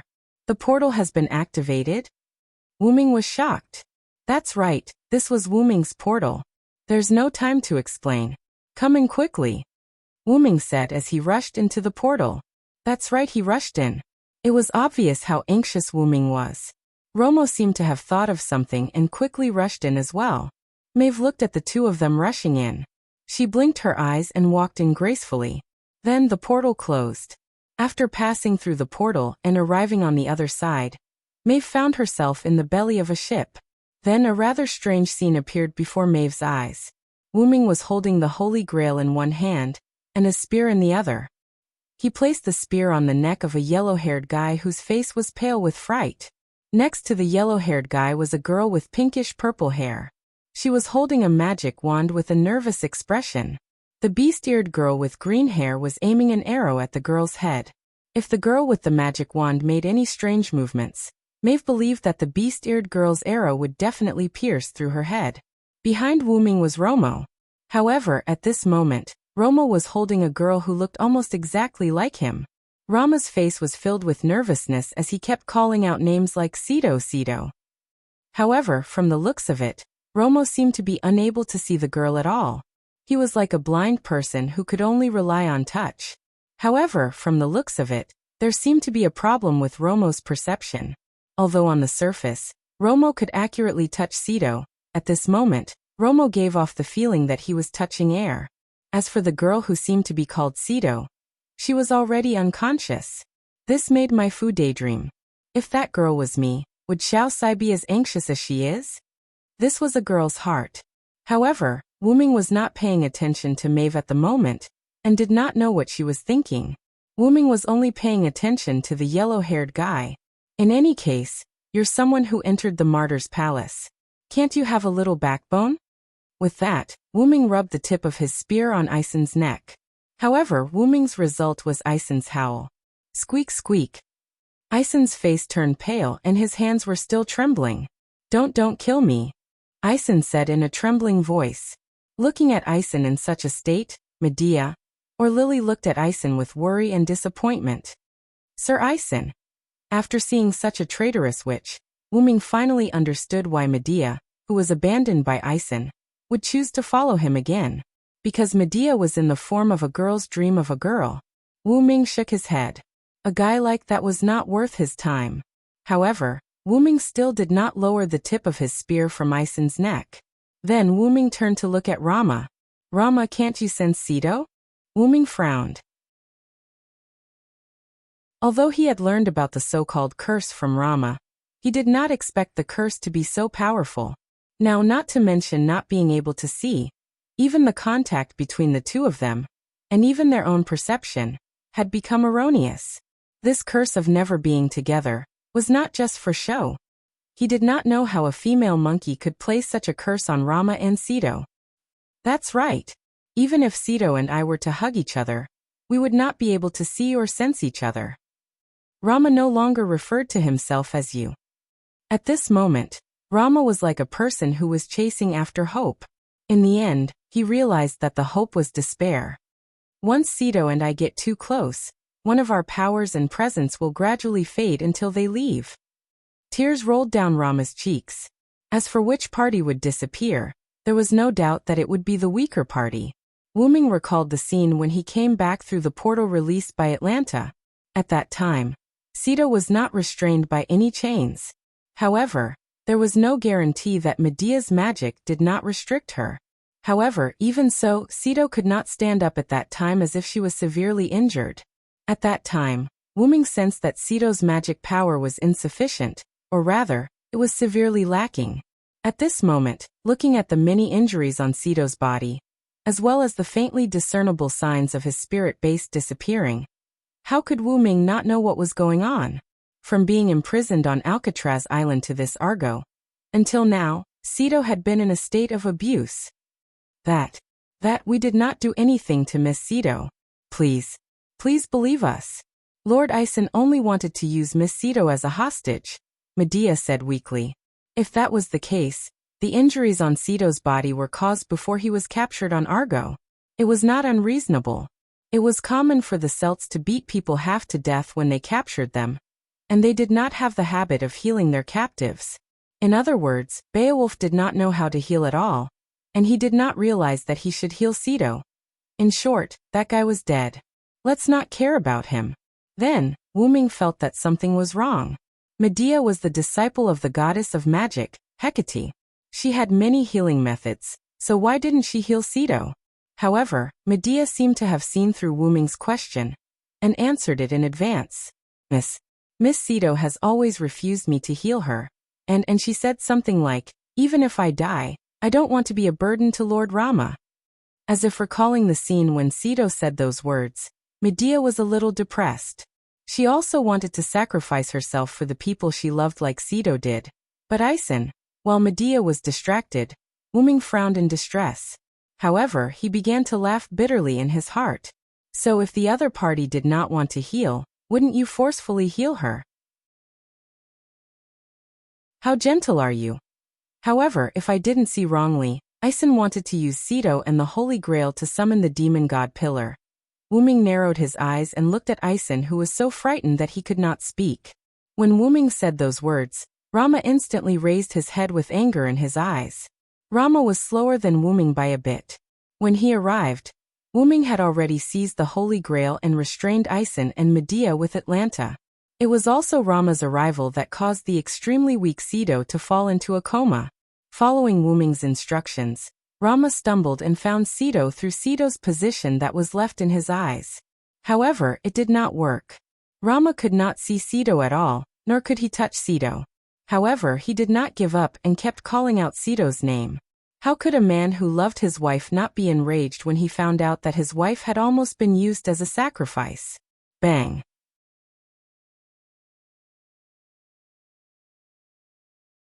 Chapter 535.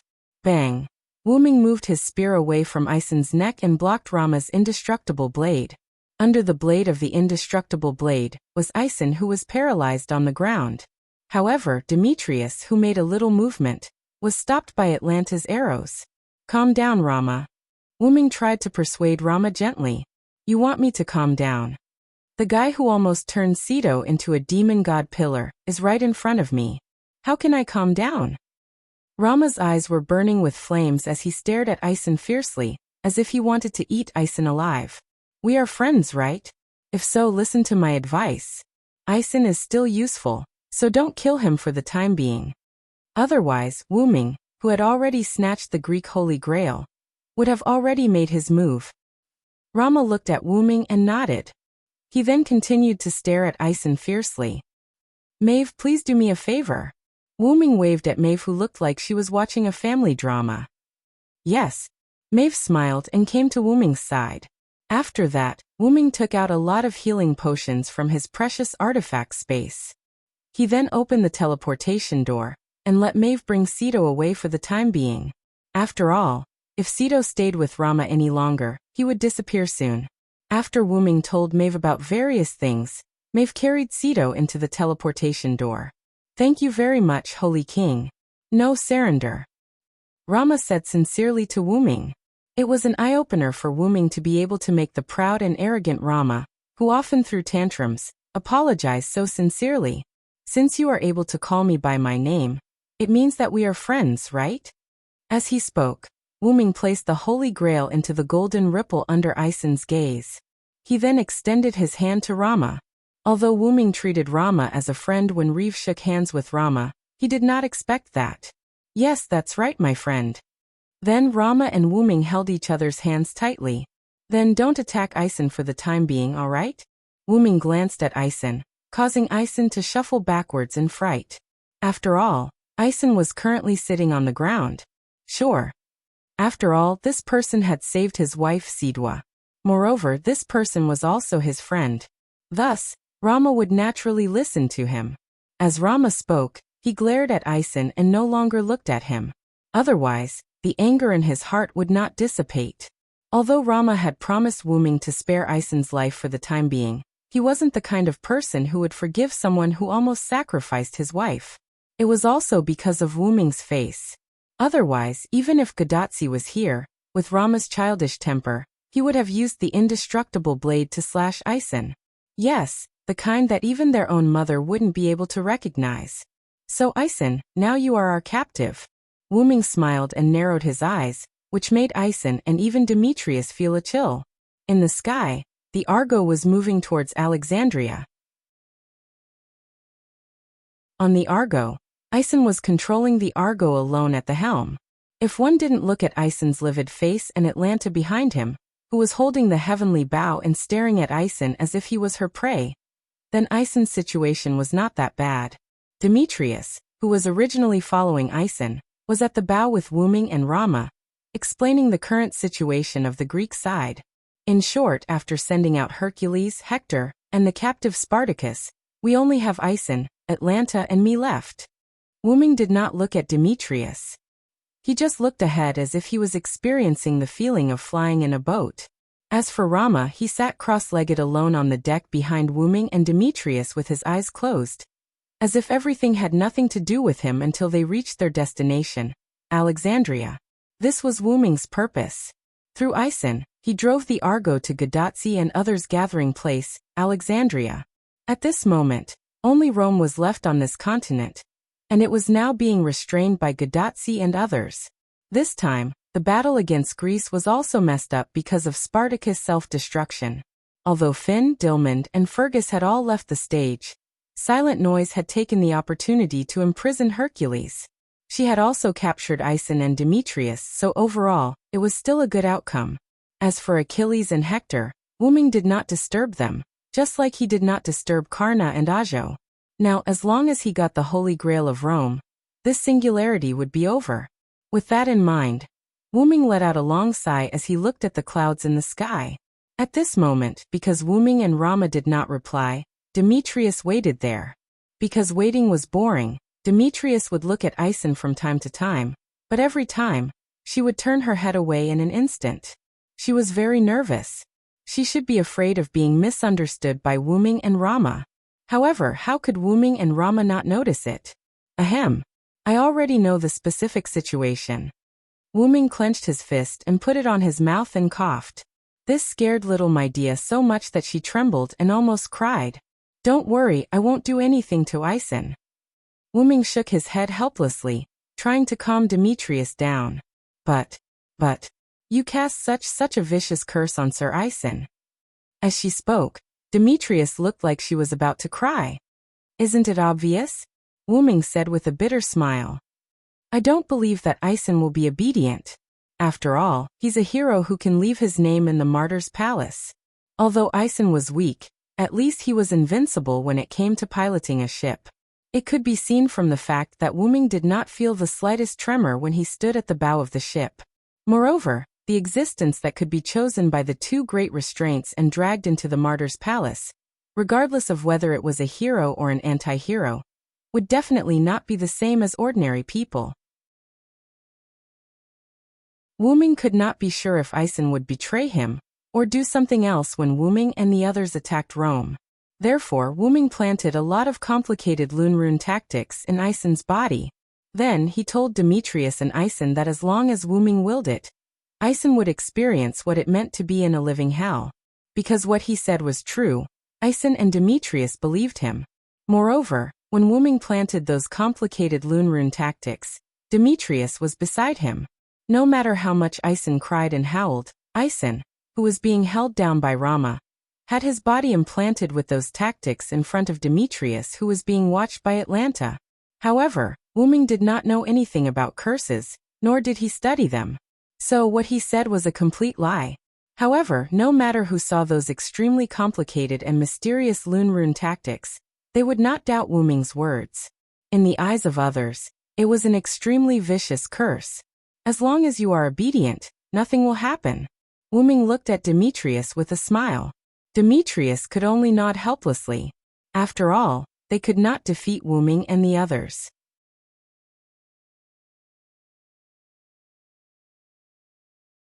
Chapter 536. Since Rama used him as a laborer, Ison's sailing speed was still very fast. Wuming estimated that it would only take about 10 minutes to reach Alexandria. Demetrius, who had been staying beside Wuming, spoke hesitantly. What's wrong? Wuming looked at Demetrius and asked. Just tell me what you want to know. There's no need to beat around the bush. After that, Demetrius took a deep breath and asked the question. Excuse me, the purplish black hole just now, was it a teleportation magic? Wuming was stunned for a moment before he realized what she meant. The purplish black hole that Demetrius was referring to was undoubtedly the teleportation door that Wuming came to the Argo. That's a magic trick that I learned from the other world. It's called gate. Gate. Demetrius repeated the word as she pondered. The effect is that based on the place that I've been to or the place that I've seen, I can create a teleportation door anywhere. Wuming briefly explained how to use the gate. Anywhere. Demetrius was obviously shocked. Pay attention to the premise. It must be a place that I've been to or the place that I've seen. Wuming knocked Demetrius's little head. This scene was extremely similar to a teacher scolding a disobedient student. Whoa. But even so, it's still very powerful. Demetrius exclaimed as she hugged her little head and cried. Then, are there any side effects or other disadvantages? Demetrius raised her little hand. At this moment, she was also super interested in magic. There are no side effects at all. Well, if there's a disadvantage, it's that it can't be instantly teleported. Wuming looked at Demetrius with a perfect smile. At this moment, Demetrius's little head was filled with question marks. After all, you have to open the teleportation door first, and then walk in. If you use this trick in a direct battle, it would definitely be useless. Also, if you use this skill in battle, if you can't close it in time, the enemy can also go through the portal. After all, Demetrius could only teleport by herself. That way, she would not be able to bring the enemy along with her. You're exaggerating. Even if that's the case, the magic you've learned from the other world is already very powerful. As long as you've been to a place before, or even a place as far as your eyes can see, it's really a powerful magic trick. Demetrius was slightly dazed. Indeed, this otherworld's magic is indeed very powerful. Either it's impossible to use it at all, but once you learn it, not only is the mana consumption low, but you can also move many people. It's much more useful than ordinary spatial magic. That's amazing. Medea said enviously. Do you want to learn? Wuming suddenly asked when he saw the envious look on Medea's face. Is it really possible? Demetrius shouted excitedly. Of course. You're not Ison. I have a good impression of you. Wuming was right. Such a naive little princess. Because Ison went to the palace of the beauty goddess to make a wish, she fell in love with Ison and her life was ruined. Regarding this, Wuming naturally did not mind teaching her the portal. Of course, the prerequisite was that Demetrius could learn it. But we're still enemies. Demetrius began to hesitate. It has to be said that even if she had the reputation of a traitor witch, the current Demetrius was undoubtedly an obedient and sensible princess. Because of the hostile relationship between the two of them, she was worried about whether Wuming teaching her magic tricks would be inappropriate. She was really a cute little princess. With the current situation, do you think we can still be considered enemies? Wuming teased. Indeed. Now we're captives. Demetrius smiled awkwardly. Then are you willing to learn this magic trick from me, Demetrius? Wuming looked at Demetrius with great respect. Yes, I'm willing, teacher. Demetrius gripped her staff tightly with a serious expression. At this moment, Ison seemed to have been removed from Demetrius's mind. Demetrius only wanted to learn the portal magic trick. Then let us begin. Immediately after, a strange scene appeared on the deck. Wuming and Demetrius stood facing each other with their eyes closed. Wuming's hand was placed on Demetrius's head. Both of them did not move at all. This piqued Rama's interest. My friend, what are you doing? However, Wuming did not immediately answer Rama. After a moment, Wuming opened his eyes and put down his hand on Demetrius's head. It's just a simple memory-sharing magic trick. After all, it's more efficient this way. Alright, actually it was Wuming who did not know how to teach. Even he himself used the game scroll to learn the portal magic trick. However, it was not impossible to reverse the process. However, Wuming had never thought of teaching anyone, and no one had asked Wuming. Therefore, Wuming did not research on how to teach others the portal magic trick. After reading the nameless spellbook for a period of time, Wuming did not look at it anymore. It was fine as long as they could use it. Moreover, Wuming did not dare to guarantee that people from other worlds could learn the magic trick of the game Yggdrasil.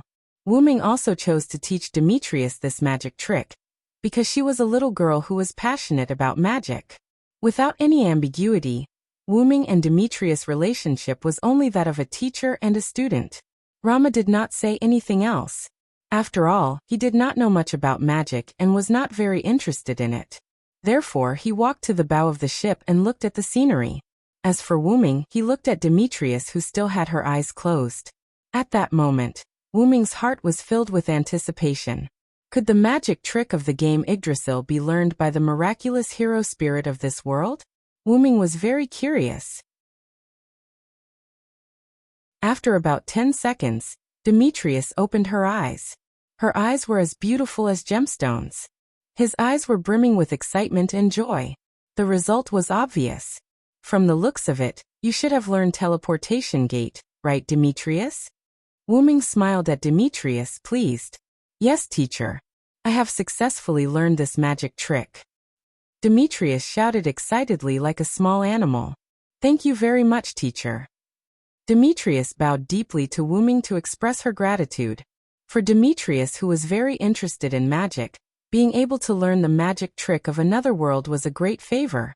Just as Wuming wanted to say something, Rama, who was at the bow of the ship, spoke. What?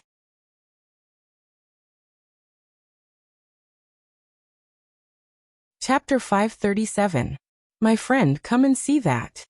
Romo said to Wuming while pointing in a certain direction. Wuming, who reacted, felt that he didn't need to look because the chilling magic power had been transmitted to him. But even so, Wuming continued to shift his gaze in the direction that Romo was pointing at. This place was a few kilometers north of Alexandria City. It could be said that they had not completely arrived at Alexandria City. At the location of Alexandria City, a behemoth appeared at this moment. A huge meat pillar that reached the sky, countless eyes that were constantly twisting, and a huge magic power that belonged to the demon god. Demon god pillar. Wuming narrowed his eyes. There was no doubt that it was the demon god pillar summoned by the Holy Grail of Rome. Could it be that Sharon and the others had forced Rome into a corner? Otherwise, why would the other party casually summon the demon god pillar? Or could it be that Rome's forces were already on the verge of collapse?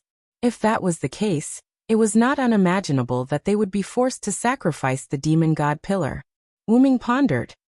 But this has confirmed that Rome was indeed defeated by Greece. At this moment, the Argo suddenly stopped. Huh? Wuming turned to look at Ison, who was at the helm. However, at this moment, Ison was squatting on the ground with his head in his hands. Even when Atlanta pointed her bow at him, he did not get up. With a sudden jump, Wuming came to the helm. What's going on? This guy suddenly doesn't dare to go forward anymore. Atlanta stared at Ison with disgust. Ison, on the other hand, ignored Atlanta's angry glare, as if he would rather die with his corpse intact. Ison, it seems that you know what that is. Wuming looked at Ison with interest. Of course I know. That's the demon god pillar. If we go there, we'll just be throwing our lives away. Moreover, we won't even have a complete corpse. I don't want to go there. Ison's face was pale, but he still shouted loudly at Wuming. Indeed, although Wuming basically cut down the demon god pillars like vegetables, that was only because Wuming's authority was powerful. Basically, every time Wuming got rid of a demon god pillar, he would use his authority. After all, demon gods were still gods. The authority obtained from killing gods was especially effective against demon gods. However, even if the demon god pillar was frequently destroyed by Wuming, it was undeniable that the demon god pillar possessed the supreme power of a demon god. It could be said that ordinary servants or even first-class servants could not defeat a demon god pillar, and the same was true for some of the top servants. Of course, unless one had a special relic or skill, only those who had reached Karna's level would be able to fight against the demon god pillars. As for the servants who were currently in Alexandria, even if Sharon was there was nothing they could do. Wuming suddenly thought of someone. If it's that vampire, he might have the power to defeat the demon god pillar. Although Pamilia was a monster and classified as an anti-hero, it was undeniable that the vampire had her own principles and restrictions. If there was a word to describe it, it would be aristocrat. If there was a word to add, it would be mysterious. After all, there was no record of such a vampire from anywhere. However, it was precisely because of this that Wuming felt that the other party had the means to deal with the demon god pillar. One must know that keeping him mysterious might not work in other worlds, but in the X-Moon world, it was a universal pass. In short, Wuming felt that the other party had that kind of ability. However, even if that was the case, Wuming could not choose not to take action. In that case, you stay here alone, we will go there ourselves. Without forcing Ison, Wuming took Atlanta away and went to meet with Romo. Before leaving, Atlanta once again stared at Ison fiercely, which scared Ison again. Without caring about Ison, Wuming found Demetrius. Since Ison is not willing to go, then Demetrius, you will send us there. Wuming said with a smile. Hey, me. Demetrius was a little panicked. After all, at the moment, her spirit base was still that of an innocent little girl. Such a solemn task could be said to be quite difficult for her. Didn't you learn the magic I taught you?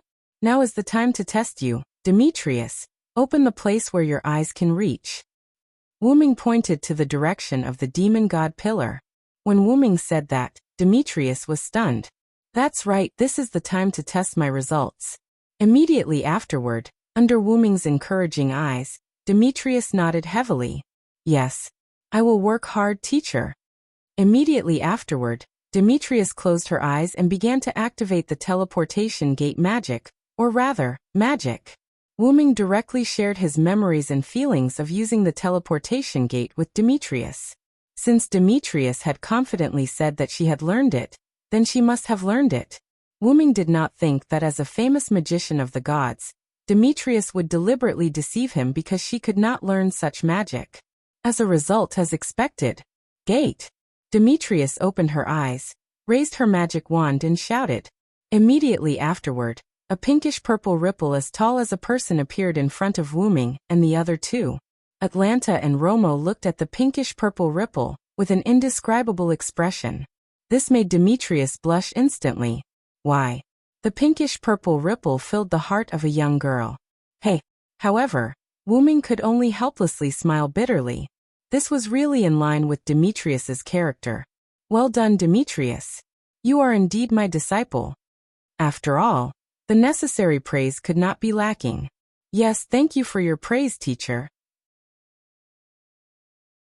After hearing her teacher's praise, Demetrius's face changed from red to normal. Although the color was a little strange, it was obvious that Demetrius had successfully released the teleportation gate. After nodding to Atlanta and Romo, the two walked into the teleportation gate. Then Wyrm looked at Demetrius. If possible, I really don't want my excellent disciple to fall into the hands of that guy. That guy was undoubtedly referring to Ison. But teacher, I am deeply in love with Lord Ison now. Demetrius did not care about Wyrm's words. Instead, she showed a faint smile. Forget it, as long as you are happy, my disciple. Wyrm shook his head with a smile and walked into the teleportation gate. I wish you good luck, teacher. Demetrius prayed silently.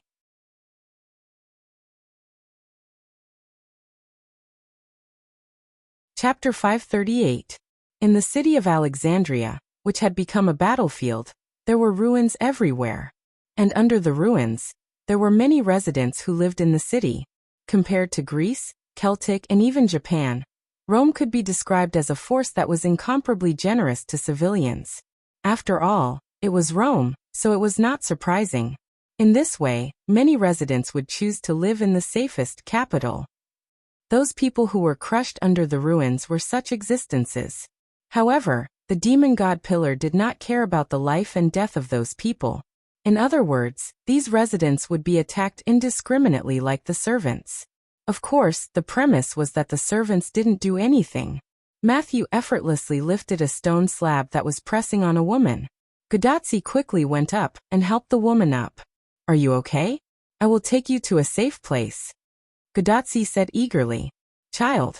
My child. The woman said weakly, looking at the collapsed house.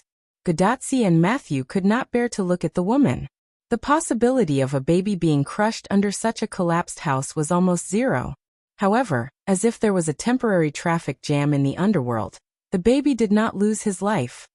Wah wah, as if he heard the voice of his mother, a baby's cry came. My child. The woman wanted to rush to the ruins to save her child. However, she was seriously injured, and after leaving Gadazzi's support, she directly collapsed to the ground. Are you okay? Don't worry, we will save your child. Gadazzi quickly supported the woman who collapsed to the ground. Then Gadazzi nodded to Matthew. Matthew was stunned, nodded, and was ready to save the child. Human life is so strong and beautiful. Matthew smiled and thought. Then a tentacle suddenly stretched out. Or rather, smashed down. The target seemed to be Gadazzi. Matthew naturally quickly came to Gadazzi's side and blocked the attack with his shield. After Matthew came to Gadazzi's side, Gadazzi's wrist suddenly made a sound. Matthew, its target is the child. As if confirming the voice's words, the tentacle dramatically and strangely changed its direction, and its target was the ruins where the baby's cry came from. No. The child's mother screamed at the top of her lungs, trying to stop the tentacles. However, it all happened so fast that Gadazzi, the woman, and even Matthew were powerless to stop it. Matthew did not expect the tentacles to be so strange. Using Gadazzi as bait, he forced Matthew to change the formation. As a result, his target became the baby under the ruins. Just like that, the tentacle fell towards the baby. Just as the tentacle was about to fall, a voice sounded in Mashu's and Gudazi's ears. Brahmastra, indestructible Rakshasa. In an instant, the indestructible blade spun with thunder and hit the tentacle. The tentacle was sent flying with an indescribable sound that sounded like a scream. The powerful and perfectly controlled power did not hurt the ruins below when it sent the tentacle flying. Taking advantage of this moment, Matthew went directly to the place where the baby was crying. He used his magic to gently clean up the ruins, revealing the cute child who was miraculously alive in the corner. Although the baby was still crying, it was indeed a symbol of life in everyone's eyes. Great! Matthew quickly picked up the baby, came to the woman, and handed the baby to the woman, the baby's mother. Thank you, my child, my child. After hurriedly thanking Gadotsi and Matthew, the woman held her child and kept talking. The indestructible blade flew back after sending the tentacle monkey flying. Matthew looked at the person in surprise. It's really Mr. Rama. It was Rama's noble phantasm that sent the tentacle flying. But Gadotsi was concerned about another thing. In other words, assassin is also here. Gadotsi looked around, but she did not find any trace of Wuming. At this time, looking at Gadotsi who was searching around, Rama spoke. Don't look for him, my friend is not here. Then, Gadotsi's little face looked like she was crying. How could this be? On the other side, Sharon and the other so-called main battle servants were in charge of attacking. Why Lisabeth jumped and dodged a huge tentacle attack. How rude, how could you treat a lady like this? Why Lisabeth patted the dust on her dress with lingering fear and said with dissatisfaction. Miss, what time is it now? Do you still care about those things? Robin Hood complained, rolled and fired a few useless shots at the huge demon god pillar not far away. Take care of yourself, green rat. Why Lisabeth shouted at Robin Hood angrily. Robin Hood could only helplessly take a few steps back, a look of discomfort on his face. Then the blue and white flame flew past Lisabeth's hair. Why Lisabeth screamed in fear. Do you want to kill me?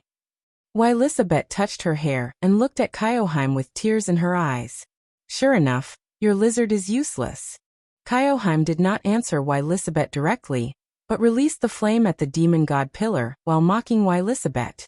Of course, Kyoheim's attack was not very effective. Do you want to fight, fire-breathing snake? Lisabeth stared at Kyoheim fiercely.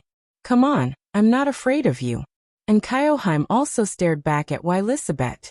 Sigh, Robin Hood sighed helplessly. This is a battlefield, young missus. The enemy is a demon god pillar. Take it easy, even if they seriously deal with the demon god pillar, it won't have any effect. Billy Boy, who suddenly appeared, pressed his hat, and his face was full of helplessness.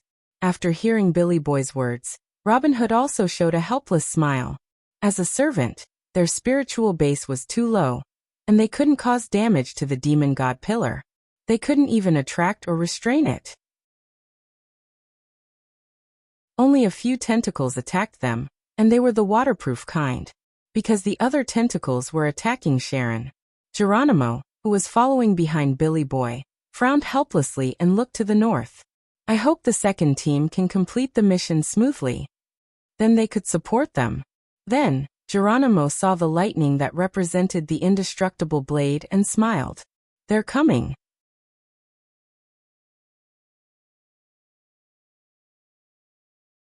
Chapter 539. On the so-called head-on battlefield. Ka Rong transformed into a centaur, attacking the demon god pillars with his bow in the midst of the mechanical infantry. Sharon was able to hit the demon god pillar's eyes with his skills. Why was it only at the beginning? It was because the demon god pillar was no fool and knew how to defend. Karen retreated slightly, and countless mechanical infantry rushed towards the demon god pillar. However, the demon god pillar only needed to use a few dozen tentacles to directly blow up the mechanical infantry that were attacking it. This is a disaster. Edison roared as he hugged the lion's head behind the countless mechanical infantry soldiers. So noisy. Be quiet. But at Madame Blavatsky's snarl, Edison obediently held his tongue. If this continues, we will be wiped out. Sharon frowned and came to the two to see if they could come up with a plan. The three looked at Nightingale, who was charging with the mechanical soldiers, but was constantly being pushed back. They felt helpless and relieved. If not for Nightingale's stubborn personality, she would not have attracted the demon god pillar. After all, it was a berserker. However, if this continues, something will happen to Miss Nightingale. Helena looked worriedly at Nightingale, who was constantly spinning and jumping under the demon god pillar's tentacles, and was sent flying again. As if toying with Nightingale, the demon god pillar did not use its full strength. Although it seemed like the demon god pillar's attacks were ineffective, Sharon and the others noticed that the demon god pillar was going easy on them. Otherwise, it would not have the time to attack Matthew and the others.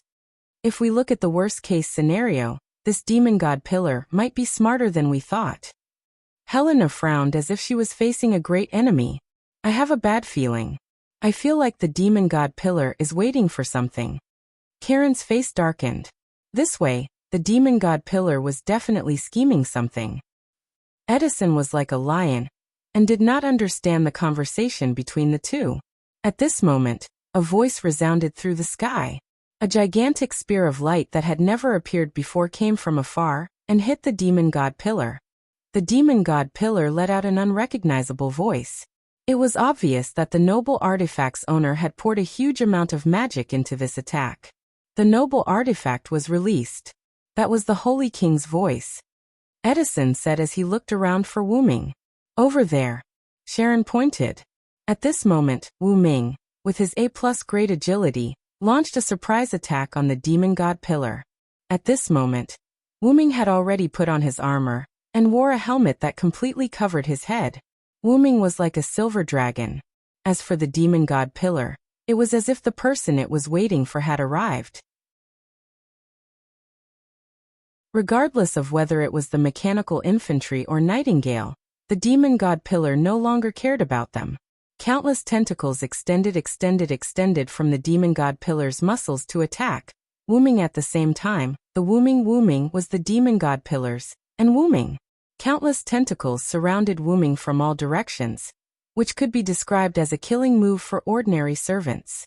However, for Wu Ming, although it was dangerous, it was not fatal. Wu Ming did not stop and continued to run toward the demon god pillar, ignoring the Wu Ming's corrosive tentacles. The air vibrated, and a buzzing sound was heard. Then the magic around Wu Ming's body condensed, and under Wu Ming's control, the condensed magic exploded in the surroundings. Boom! A dull sound was heard, and a ring of magic that could be seen with the naked eye spread out from Wu Ming in an instant.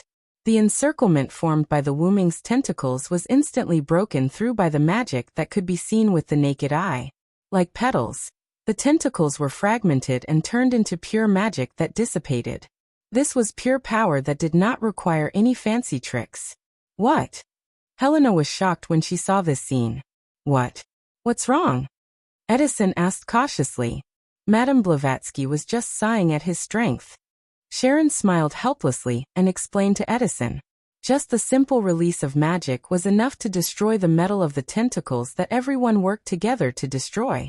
From this, it could be seen how powerful Wu Ming was in terms of the amount and control of magic. Compressing a large amount of magic, condensing it around his body, and then releasing the compressed magic in the form of Wu Ming's magic was a test of his control. And the premise of this was that he had sufficient magic power. It can be said that the magic power just now was comparable to the magic power required by the light spear, or even exceeded it by a lot. To be able to use the magic power of such a noble artifact to release magic power, it was not something that a first-rate servant could do. It could be said that even a first-rate servant would not have such magic power. After all, if the amount of magic power was not enough, it would be impossible to do it. And to be able to use that kind of magic power twice without batting an eyelid, it could be seen that Wu Ming was not ordinary. The most important thing was that Wu Ming only used magic power to destroy the tentacles, which was enough to prove that Wu Ming was powerful. True power was not a fancy ability, but a kind of power that had reached the pinnacle. So that's how it is. Your Excellency Holy Ruler is indeed Your Excellency Holy Ruler, to be so powerful. Edison's lion head showed an expression of sudden realization. However, such an expression was quite comical in the eyes of others. Since the holy ruler is here, it means that the Greek side has been resolved. Helena breathed a sigh of relief. Sharon seemed to agree with Helena's opinion and nodded. However, I feel a little uneasy about the demon god pillar here. Sharon looked at the demon god pillar. As a sage who had taught many heroes, Sharon had a feeling. That demon god pillar was not an ordinary one, but one with a strong will. It could be seen from the previous performance, so Sharon was very worried that the other side was up to something. However, even if there was a conspiracy, such a battle was not something they could investigate. In short, we should take this opportunity to save a few more injured residents. We can't let down Tachika's sincerity. The three nodded and slipped away from the battlefield. At the same time, they also took away Nightingale, who still wanted to charge at the demon god pillar.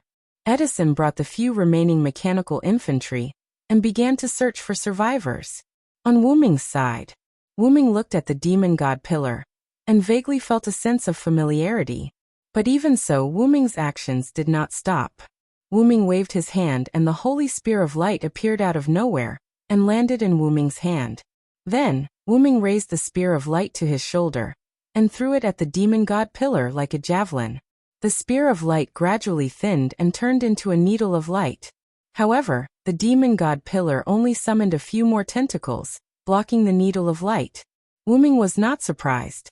After all, Wuming had only injected a small amount of magic power, so it was not surprising that the demon god pillar could block it. At this moment, the demon god pillar suddenly spoke. "Dragon of Origin, you're finally here."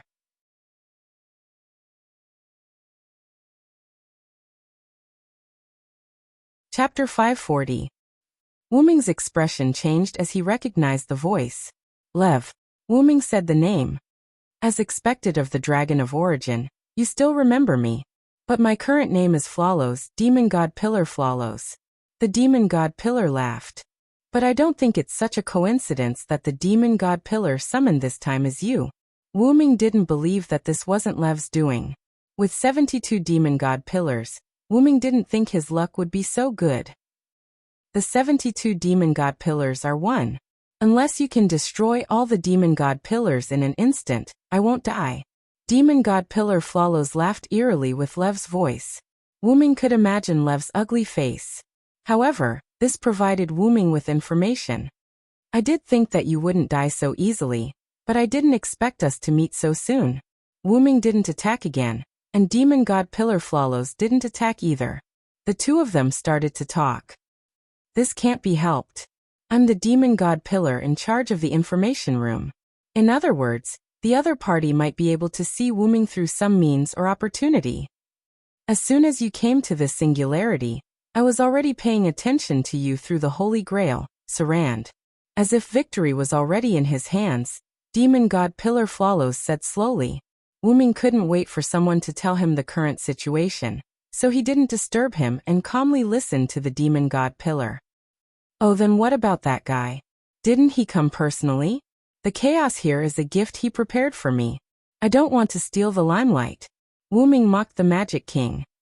"Why would our king care about an immature dragon of origin? To tell you the truth, even if the Master of Chaldea conquered all 7 singularities with your help, it wouldn't affect our king at all." In other words, the other party had the confidence to win, or had the strength to not be disturbed. Wuming pondered. "This is also the reason why our great king let you go in London's underground cavern. He. Demon God Pillar Flawlos let out a terrifying laugh. Wuming frowned but didn't refute him. Wuming clearly knew that he was indeed very weak. When facing a powerful enemy like the Magic King who was strengthened by the Black Origin soil, Wuming only had 2 things that could compare. The 12 incarnations who killed God, stole the god's authority, and combined with his own abilities and origin baptism. Also the Blade of Salvation Divine Blade Savior's authority. The Blade of Salvation was also the Divine Blade Messier's power. Although many of Wuming's abilities had been baptized by origin, there was no doubt that an ability or item with a high starting point would have a high achievement after being baptized by origin. Just like the 12 incarnations and Blade of Salvation. Other than that, whether it was the Loon magic that Wuming had learned, the world tree's magic from the alternate world, or the various powerful items that he had obtained, or even the relics that had been turned into Wu Ming's own. They were all rather useless. That was because when facing an enemy like the Magic King, these abilities and relics were useless. Moreover, Flawless also said that Wu Ming was an immature root dragon. Although in the eyes of many, Wu Ming was already very powerful, Wu Ming himself knew that he was actually very weak. After staying in the root dragon for a long time, Wu Ming gradually realized that a mature root dragon could be said to be the ruler of all the worlds, the protector of all the worlds. If he had to use a word to describe it, it would be the suppression of all the worlds. In other words, it was the heavenly axiom. It could be said that it was precisely because Wu Ming knew that he would eventually become such an existence that Wu Ming began to face the love that Maeve and the others had for him. After all, if Wu Ming kept delaying until then, perhaps Wu Ming's heart would really have turned into the merciless heavenly Tao. Take the planet's consciousness, Gaia, and the human consciousness, Alea, as an example. As long as it did not threaten Earth and the human race as a whole, they would not care. Moreover, if it was only a threat to one side, the other side would basically not care. For example, in the crisis of the M-Moon world, the Magic King's means had threatened Alea, so Alea naturally had to do her best to save it. The Holy Grail's ability to summon servants on its own was the self-defense mechanism that Alea had activated. However, because the Gaia and Alea of this world had a slightly special relationship, the two of them could be considered to be in love, probably. Cough cough. In short, if Wu Ming had reached adulthood, then there was no doubt that he would be able to defeat the Magic King effortlessly. But now the Magic King who had the origin black mud was not afraid of Wu Ming who was an immature origin dragon. After all, if hope was killed in the cradle, then this so-called hope would be nothing. Then, what is the meaning of your current actions? Is it purely for the sake of waiting for me to pass the time? Wu Ming was naturally referring to the matter of pretending to be led by the nose by Sharon and the others. Not only that, Wu Ming, who had fully activated his mental power, saw why Lisabeth and the others' futility, and also saw that Flawless was deliberately targeting Gadatsi and Matthew. Wu Ming sensed that one of the tentacles of the demon god pillar was absent-minded, and his intuition told him that Gadatsi and Matthew who were searching for survivors were in danger. Wu Ming trusted his intuition the most. As the origin dragon, all the worlds would subconsciously help Wu Ming, and this so-called intuition was also the help of similar worlds. Otherwise, why would Romo meet Gadatsi so coincidentally and repel the tentacle that wanted to kill the child Matthew was about to rescue? It was because Romo was asked by Wu Ming to meet Gadatsi and the others. Just treat it as my selfishness. My selfishness towards Matthew.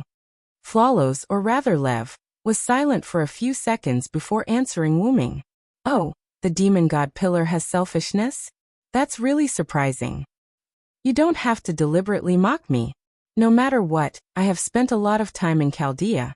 After saying that, Flawless stopped talking about this and turned to the root of this matter. Then let's start the ravaging. Treat it as the price for the ravaging you did to me. As he said that, the countless eyes on the demon god pillar lit up with red light, and countless black and purple mist emitted from the demon god pillar. The ravaging began.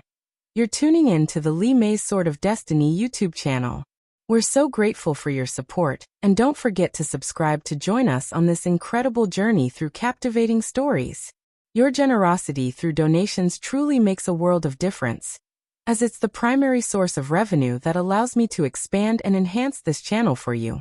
Thank you from the bottom of my heart for being a part of this adventure.